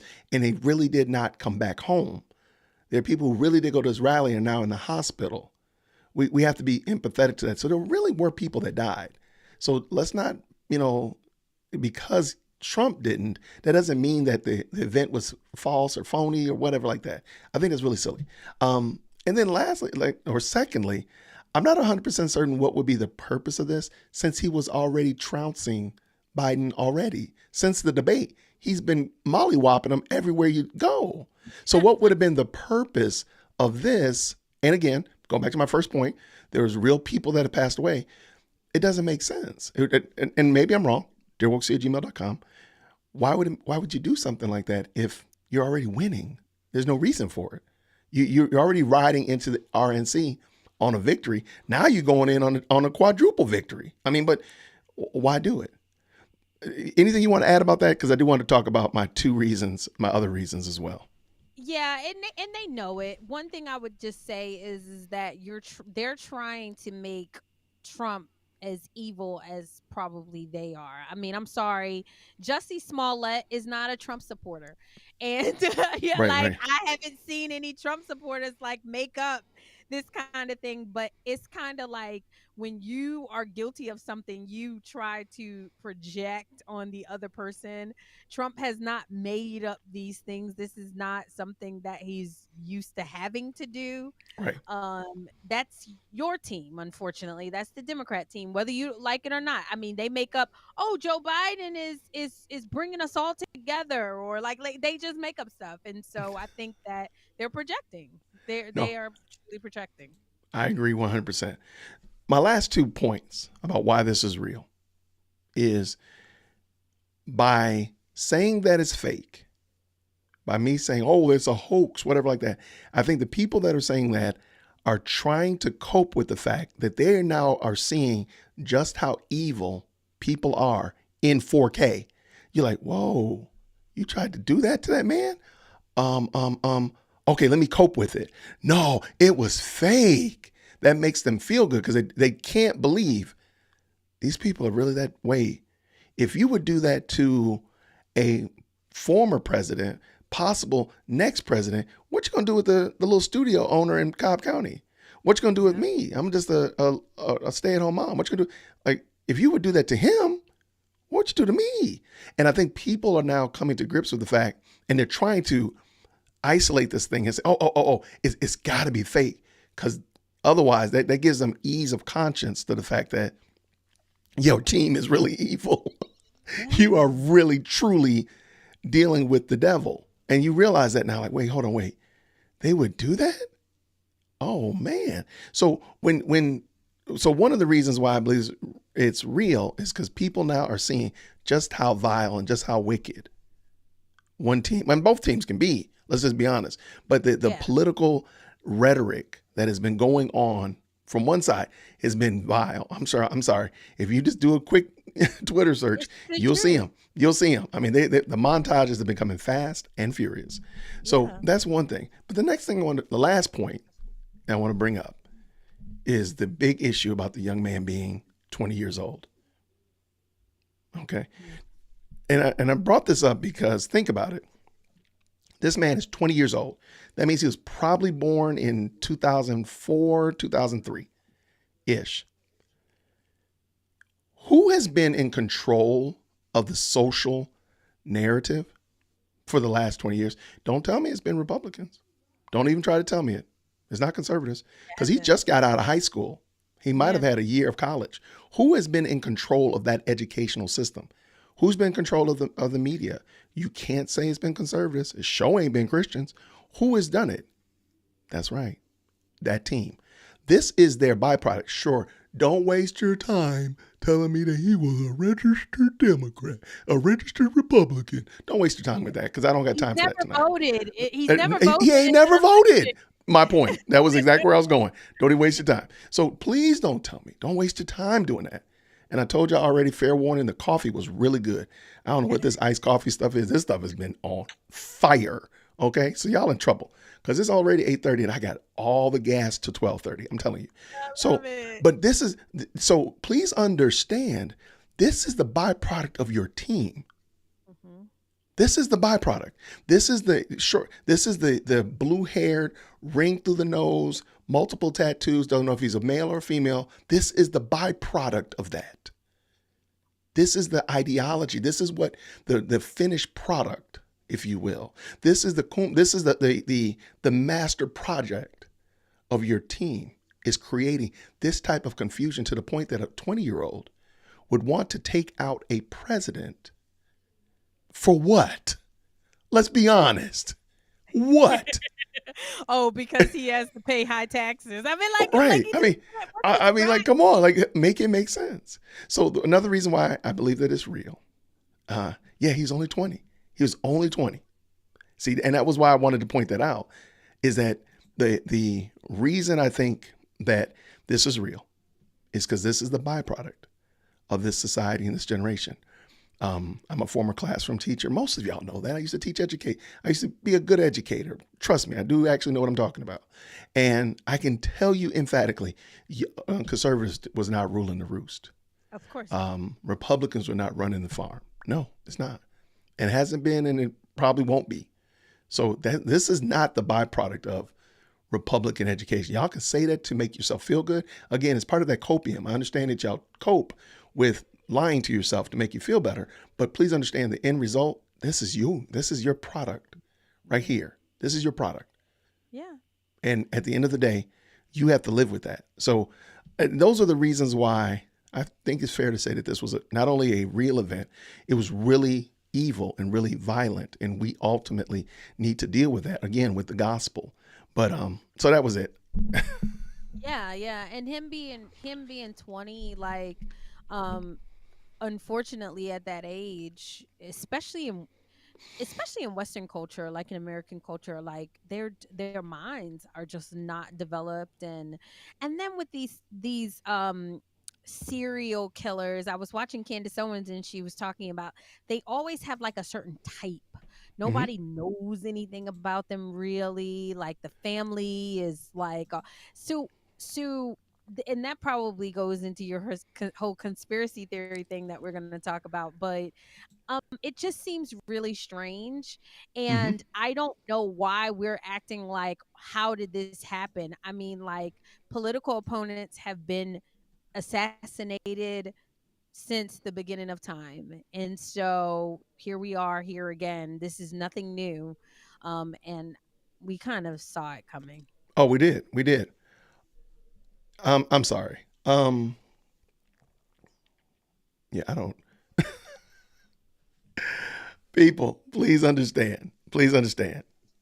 I do not read long comments. I'm just telling you this right now.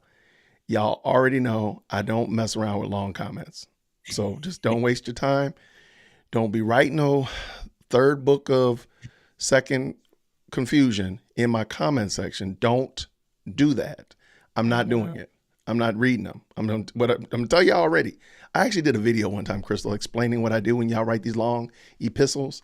I take and cut and paste it and put it in the Chat GPT and ask it to summarize it. And I ask Chat GPT to write me a 3-sentence reply to this comment. And that's all I do. I'm not even going to do that. I'm sorry. No, if you have a problem with something I said, and this person in particular, no, I'm not. No, I'm sorry. I'm not going to even read it. I'm not going to do it. Say again. The epistle, which one? Who's the apostle No, Paul? no. The person has been saying some pretty outlandish things in the comments already, and I've been trying to be gracious. And I'm giving y'all fair warning. Like here, I'm gonna drop the link in here because I'm not playing games tonight. I'm sorry. That coffee was really good, and it has fired me up. Because I might turn off, I might get done with this live stream, and I might turn around and do a video in response to it, just because I'm petty tonight. Please understand.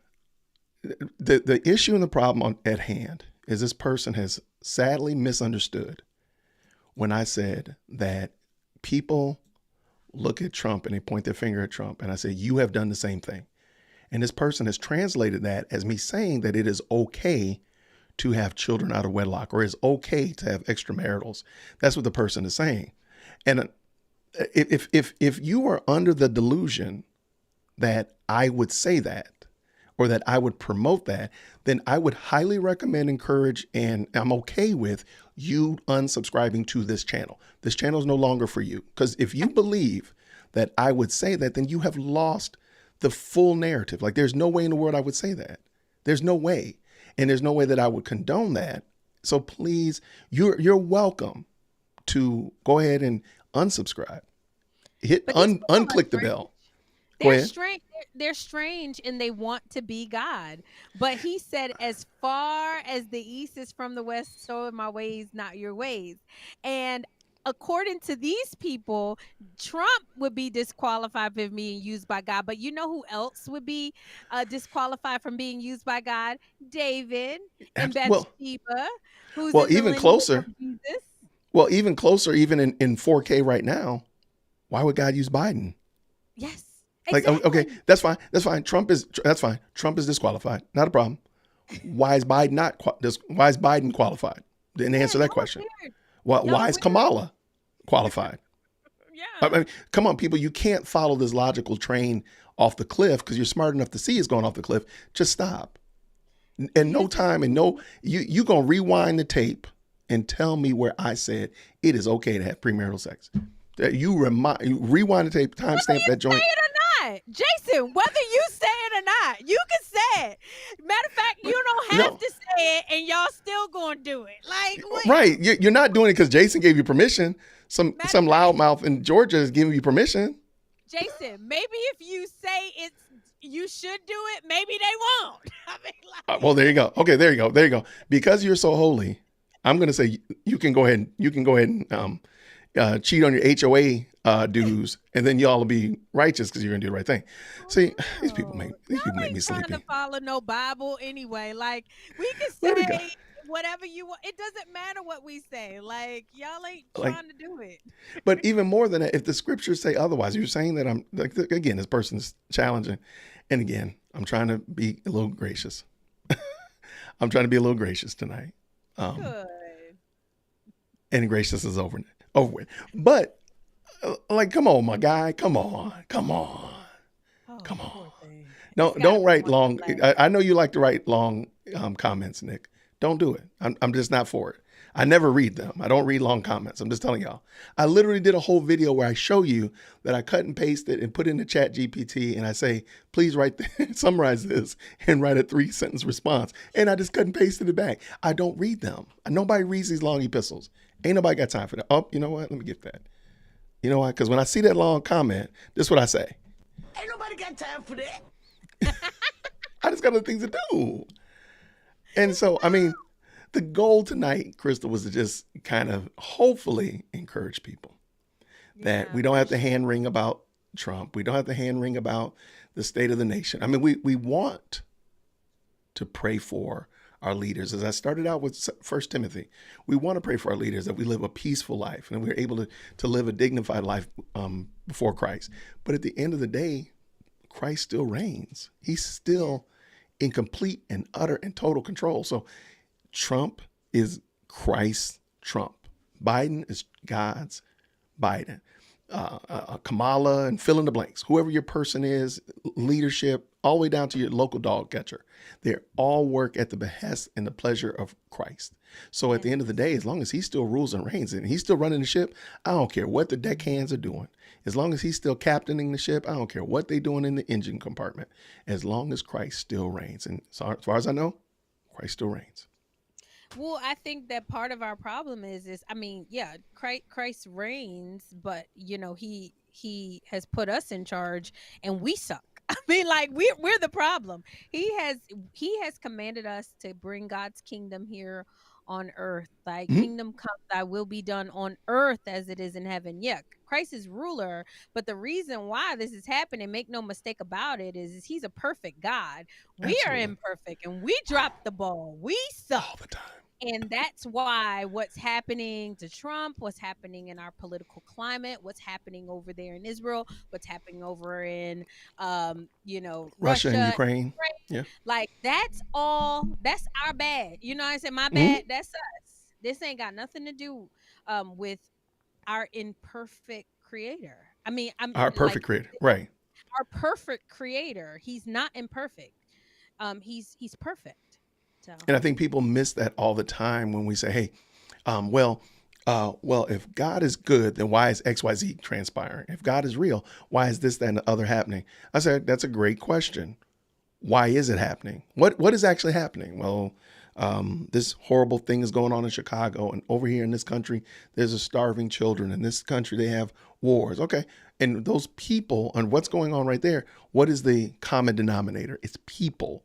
And if I say that our hearts are desperately wicked, what is the common denominator? It's our wickedness. It's our sinful hearts is the problem. And so therein is the rub. And again, that's why the gospel is so important. But let's bring the gospel in here. And that's what will actually, now, does it resolve poverty? Does it resolve wars? Does it fix? I can't guarantee it's going to fix everything. What I can guarantee, however, is it will resolve the sinful nature of the heart. And at the end of the day, that man, the 20-year-old that climbed on that shed and pointed a weapon at a former president, he needed Christ because now he stands before Christ unjustified. He stands before Christ with no mediator. And so he is a sinner in the hands of an angry God. Whereas we right now, as long as we're drawing breath, we have the exact same privilege and opportunity that boy had on Friday night. Thank God. And so the issue, the question at hand is, why are we not? What are we doing with the opportunity we have? Because at any day, any moment rather, could be our last. So with that being the case, what are we doing with that? Yeah, and I mean, honestly, we're some lazy Christians. I mean, let's make no mistake about it. God's original design, our perfect God. I want to make sure I keep saying that because for sure. Our perfect God in the beginning in Genesis said, "Let us make man in our image and let him have dominion over the earth." Amen. The birds in the air and the fish of the sea. So we are supposed to be ruling and reigning in God's image, in God's way. And we changed the game when we decided to do it. So I do believe wholeheartedly, if man were to start reigning in God's way, then yes, we would end poverty. Yes, that's the whole goal. The whole duty of man is to bring his kingdom here on earth. And in his kingdom, there is no poverty. There is no sickness. I agree 100%. Crystal, somehow or another, Rebecca said that your mic sounds low. Oh, sorry, because I moved it from my face. Sorry. Can you turn your... I had it like right there. You want me to turn it up? Somebody said that you're... Can you hear me now? I can hear you. I've heard you fine, but somebody said that you sound rather low. I'm sorry. The comment is not coming up correctly anymore. I messed it up. It was me. I messed up the comment. I'll make sure I didn't mess them all up. I messed them all up. It's okay. Oh, no. What is that? What did I do with that? No. Okay. Somebody said they thought I was talking about the victim was 20 years old. No, the victim, they didn't say how old the man that passed away is, but they did say the person that perpetrated the assault was 20 years old, and they're in like literally he just graduated in 2023. So Yeah, yeah, he couldn't even vote for a president, he couldn't and even vote. yeah, he couldn't even vote. And I think it was Candace Owens that reported that he had been given to the Democratic Party, like he gave him like $15 Right, at one point in time. right. But it was all part of the narrative to somehow pin it on Republicans. I do believe and the prophet, they call him the prophet Alex Jones, and I actually Oh my believe gosh. what he said. Um, he said that they're going to try to assassinate Biden. They're going to try to kill Biden because they're done with Biden, and they're going to, kind of blame it on, Republicans and tit for tat and all this Okay. foolishness. And that's why I said we don't need to like this. It's so messy at this point. It's like, It is who do extremely we messy. believe? Who do we Right. believe, Jason? Like, I believe the Lord. And absolutely. and when the smoke clears, I recognize that. And somebody mentioned it earlier, and I apologize. I feel like I messed up the comments. I don't know why they're coming up weird. But somebody asked, well, why do we trust in mere men like this? And I think that's part of the problem, is that we're prone to do that. We're prone to put our attention and affection towards somebody besides God. And my pastor today preached on how you can't love. We're literally designed to only love one thing, and everything else gets second fiddle or different attention. And that love will actually drive your actions. So if you love God, then it does drive the way you interact with other people. But if you love money or you love mammon, it drives the way you deal with other people and ultimately with God. So I think it's easy for us. I think we can never forget.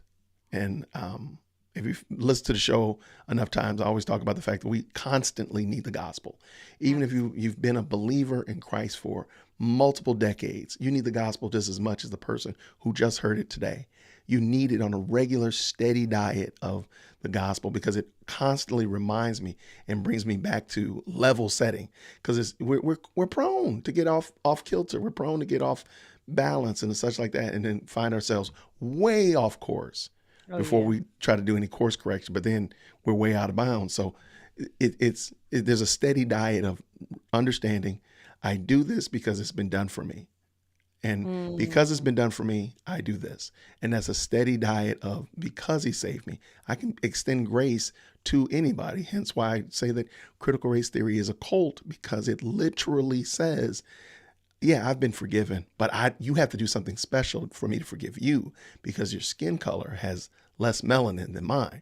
So therefore, you have to do something different. That's insane. There is utterly preposterous and foreign from the Christian gospel. Now, in the critical race theory, social justice, and liberation theology, it's there. But the only problem is Paul tells us in Galatians, that's not a real gospel.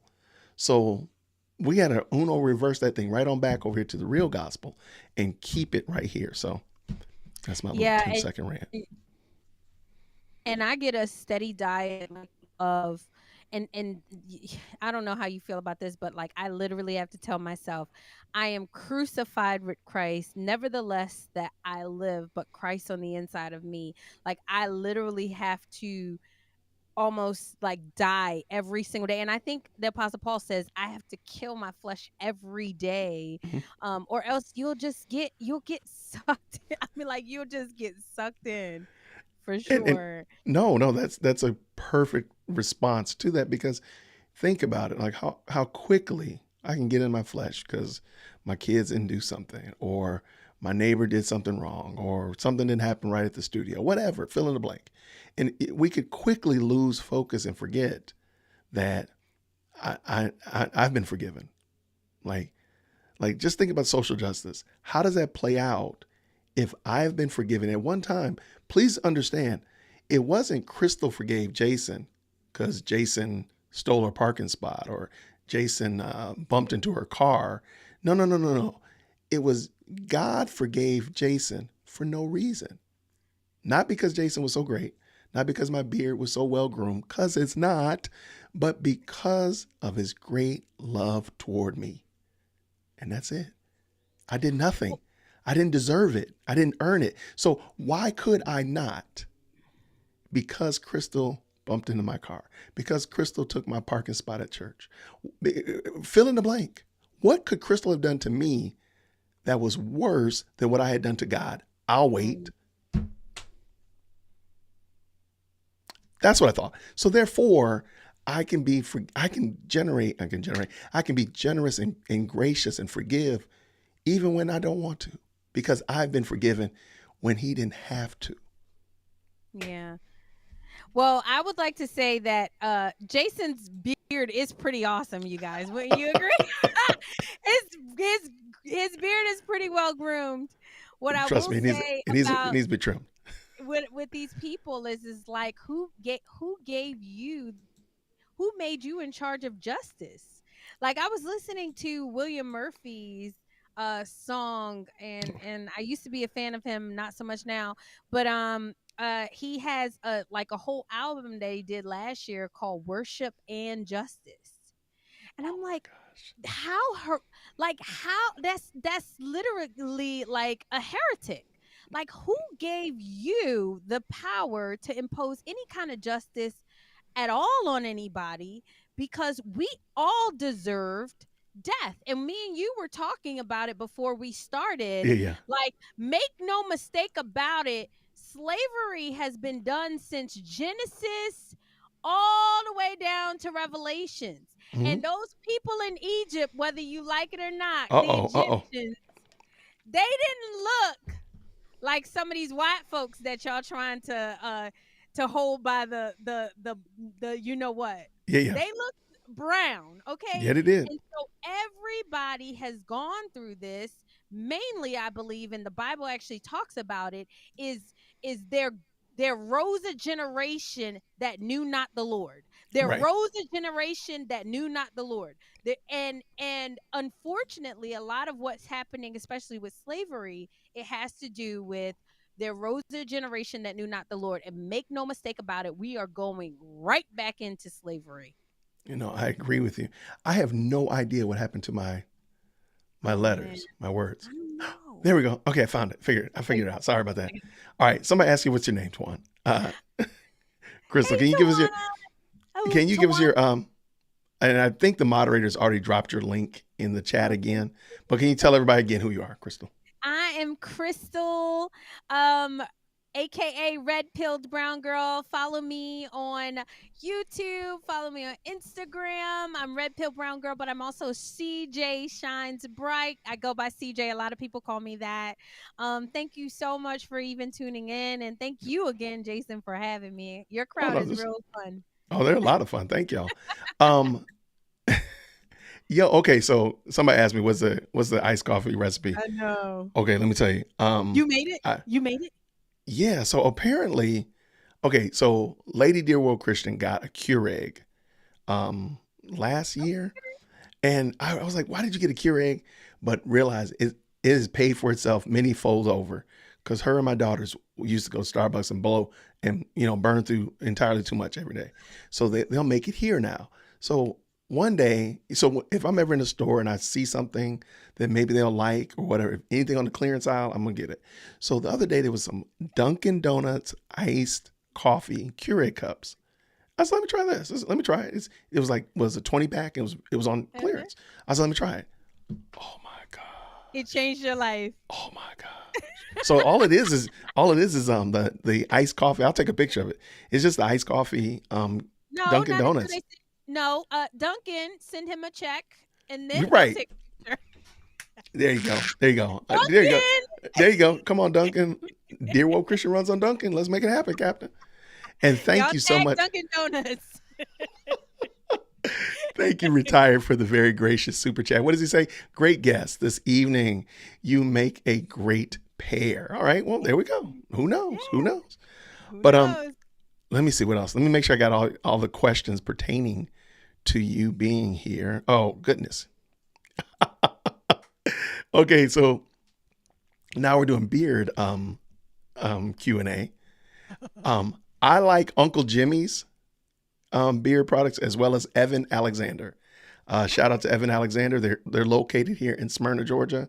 Is a young guy, two young guys rather, that started a beer brand, and they're doing a fantastic job. EvanAlexander.com and then UncleJimmy's.com. I can send you those links, law student. And let me see, anybody else? Any questions pertaining to us, what we've been talking about? Let's see. They already tagging Duncan. But see, you got to spell it right, though. Transplanted, if you want to spell it right. Oh, there it is. They fixed it. There we go. I love it. I love it. Trying to see what looks like some good commentary back and forth. I call it family reunion, Crystal, when it is commenting back and forth to one another, which is excellent. I love that. Conversations back and forth. I don't see anything to us, but I did, of course, answer your question. They're talking about your beard. Somebody said it. Somebody tried it. They said it could be bigger. Oh yeah, that's Nicholas. Now look, Nicholas's beard is his beard is definitely on point. Whereas I saw that comment earlier. Yeah, Nicholas has a well. He's been trying to grow it.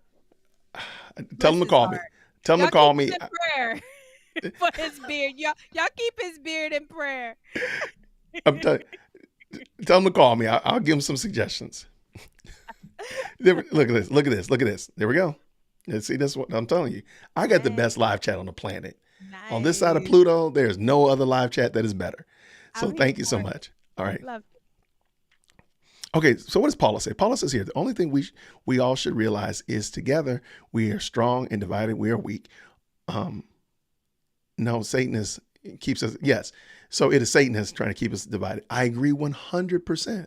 But I think also, I don't say but, I only want to add to that it is on us to help people see that, because other people don't necessarily see that. Just like I can't see this full comment because reasons, I don't know why.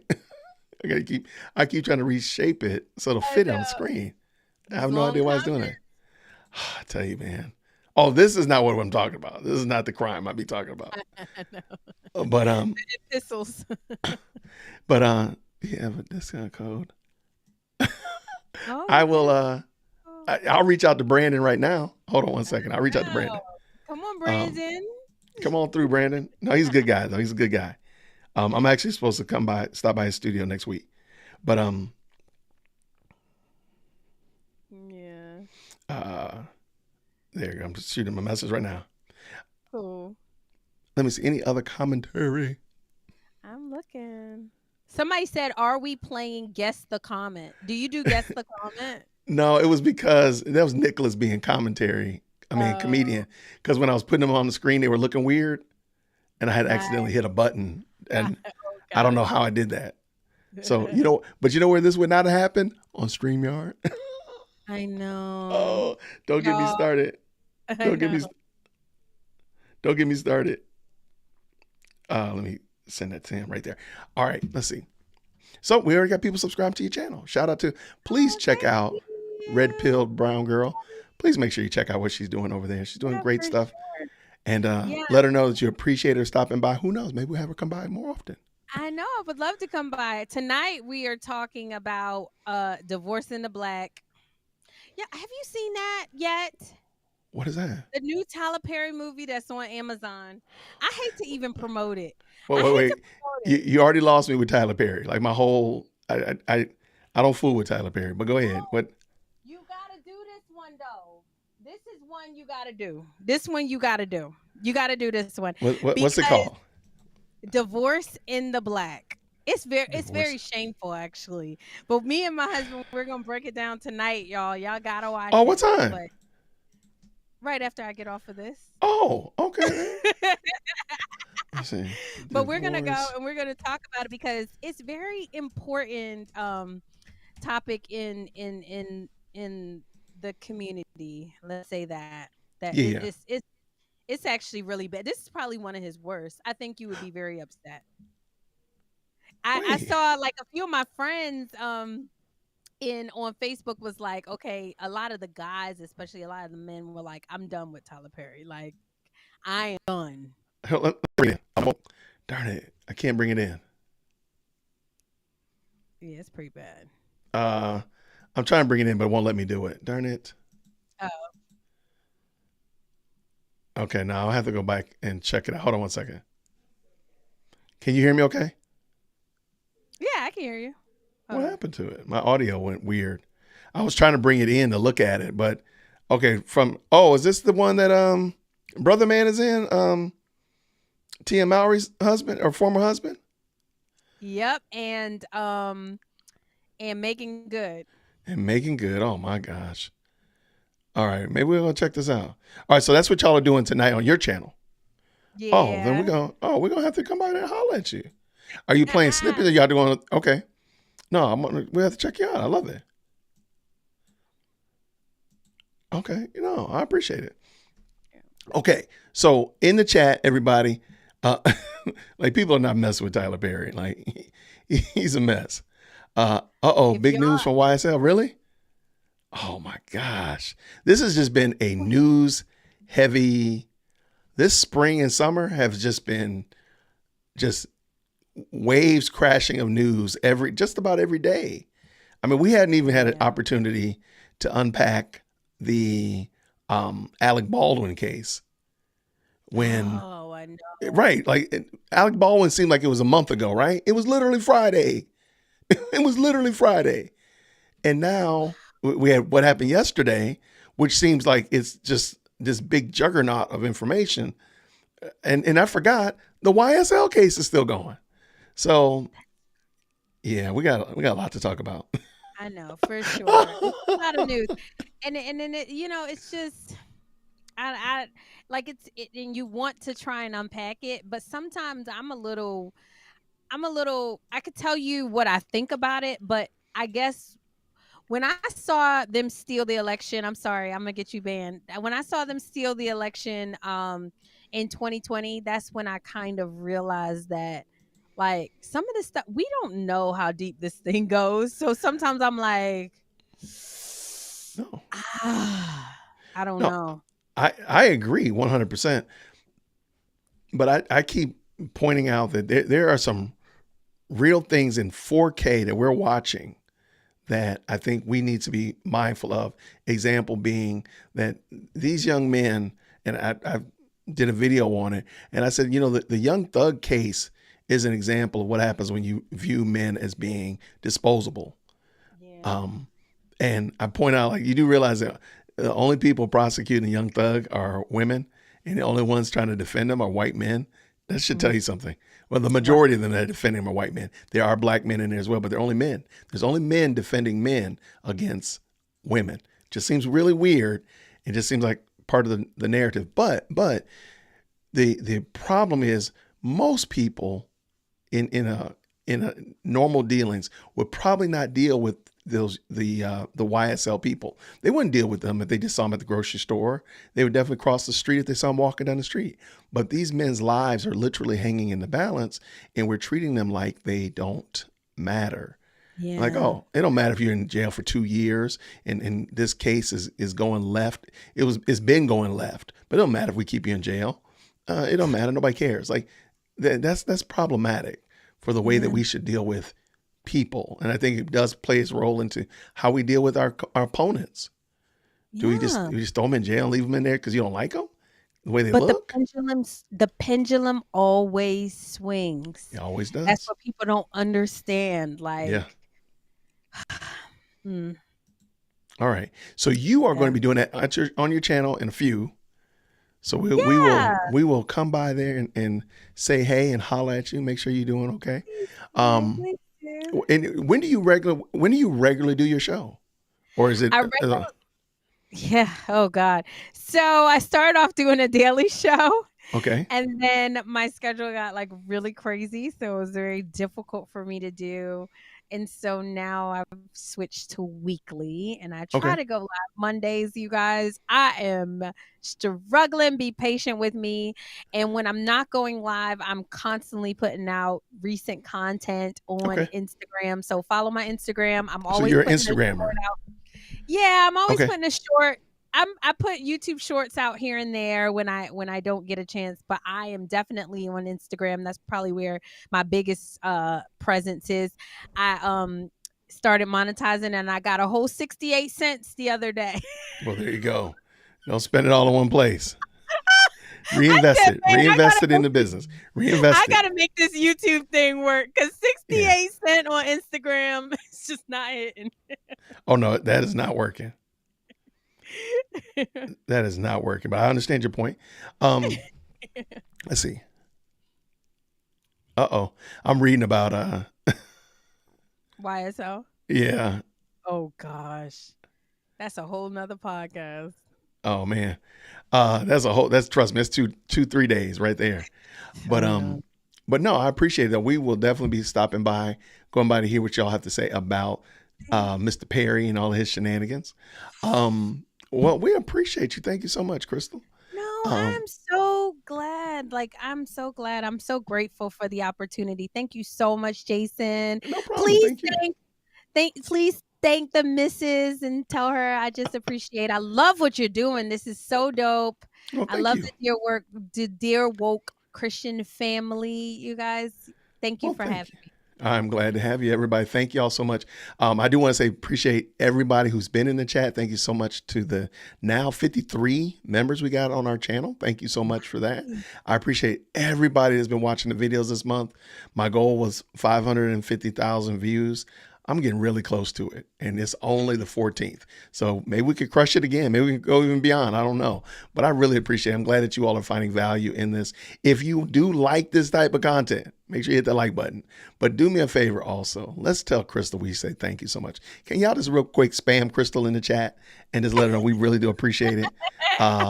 All your creativity. Go ahead and just spam Crystal in the chat. Let her know we appreciate her stopping by and gracing us with all this great, just a lot of good ideas. Fantastic. I don't like saying energy, but lots of good energy. You got tons of commentary in there. I love it. Thank you. Thank you so much. Oh my gosh. Literally somebody named Mr. Perry. And I had just said, oh God. You know what you did, Derek. You know what you did, Derek. You know what you've been doing. You know it. You know what you've been doing. It's we the were Perry talking. In the dress. We were talking about your cousin, Tyler, just a second ago. He did not wear a dress this week. Thank God. Oh my gosh. Thank you so much. Oh, they love it. So yeah, Crystal, we would love if you ever want to come back, if you ever want to talk about another topic, or you please, if you don't email me or shoot me a text message, I'll be personally offended, and I'll have all these people come to your channel and tell you that I'm personally offended. No, I'm definitely going to keep in touch. This will not be our last for sure. We'll have you come back for sure. We absolutely will. So I think the moderators, if you could just real quick drop Red Pilled Brown Girl's link in the chat again. She said she's going to be doing a live in a few. So we'll just jump over there and we get done here and go see what they're doing over there, cause some trouble and chaos in the chat. I love it. I love it. They said you were a fun guest. I love it. See? Thank you. Thank That's you, great. Rebecca. But everybody, thank you all, everybody, for hanging out with us tonight. We're looking forward to seeing you all. We'll see you over there in Red Pill's channel. Oh my gosh, no gerbils in here tonight. We're tired. No gerbils, my friend. Oh, here it is right here. Thank you so much, Susie. Thank you so much. So here's Red Pill Brown Girl's channel. We're going to jump over there in a few. And everybody, thank you all so much. It's been great hanging out with you all tonight. I will see you all, Lord willing, tomorrow, because I think we're going to be talking about this young thug. I think law student's going to send me an email, tell me what I'm missing so I can make sure I'm covered. So everybody, thank you all again. And I'll see you all real soon. Grace and peace.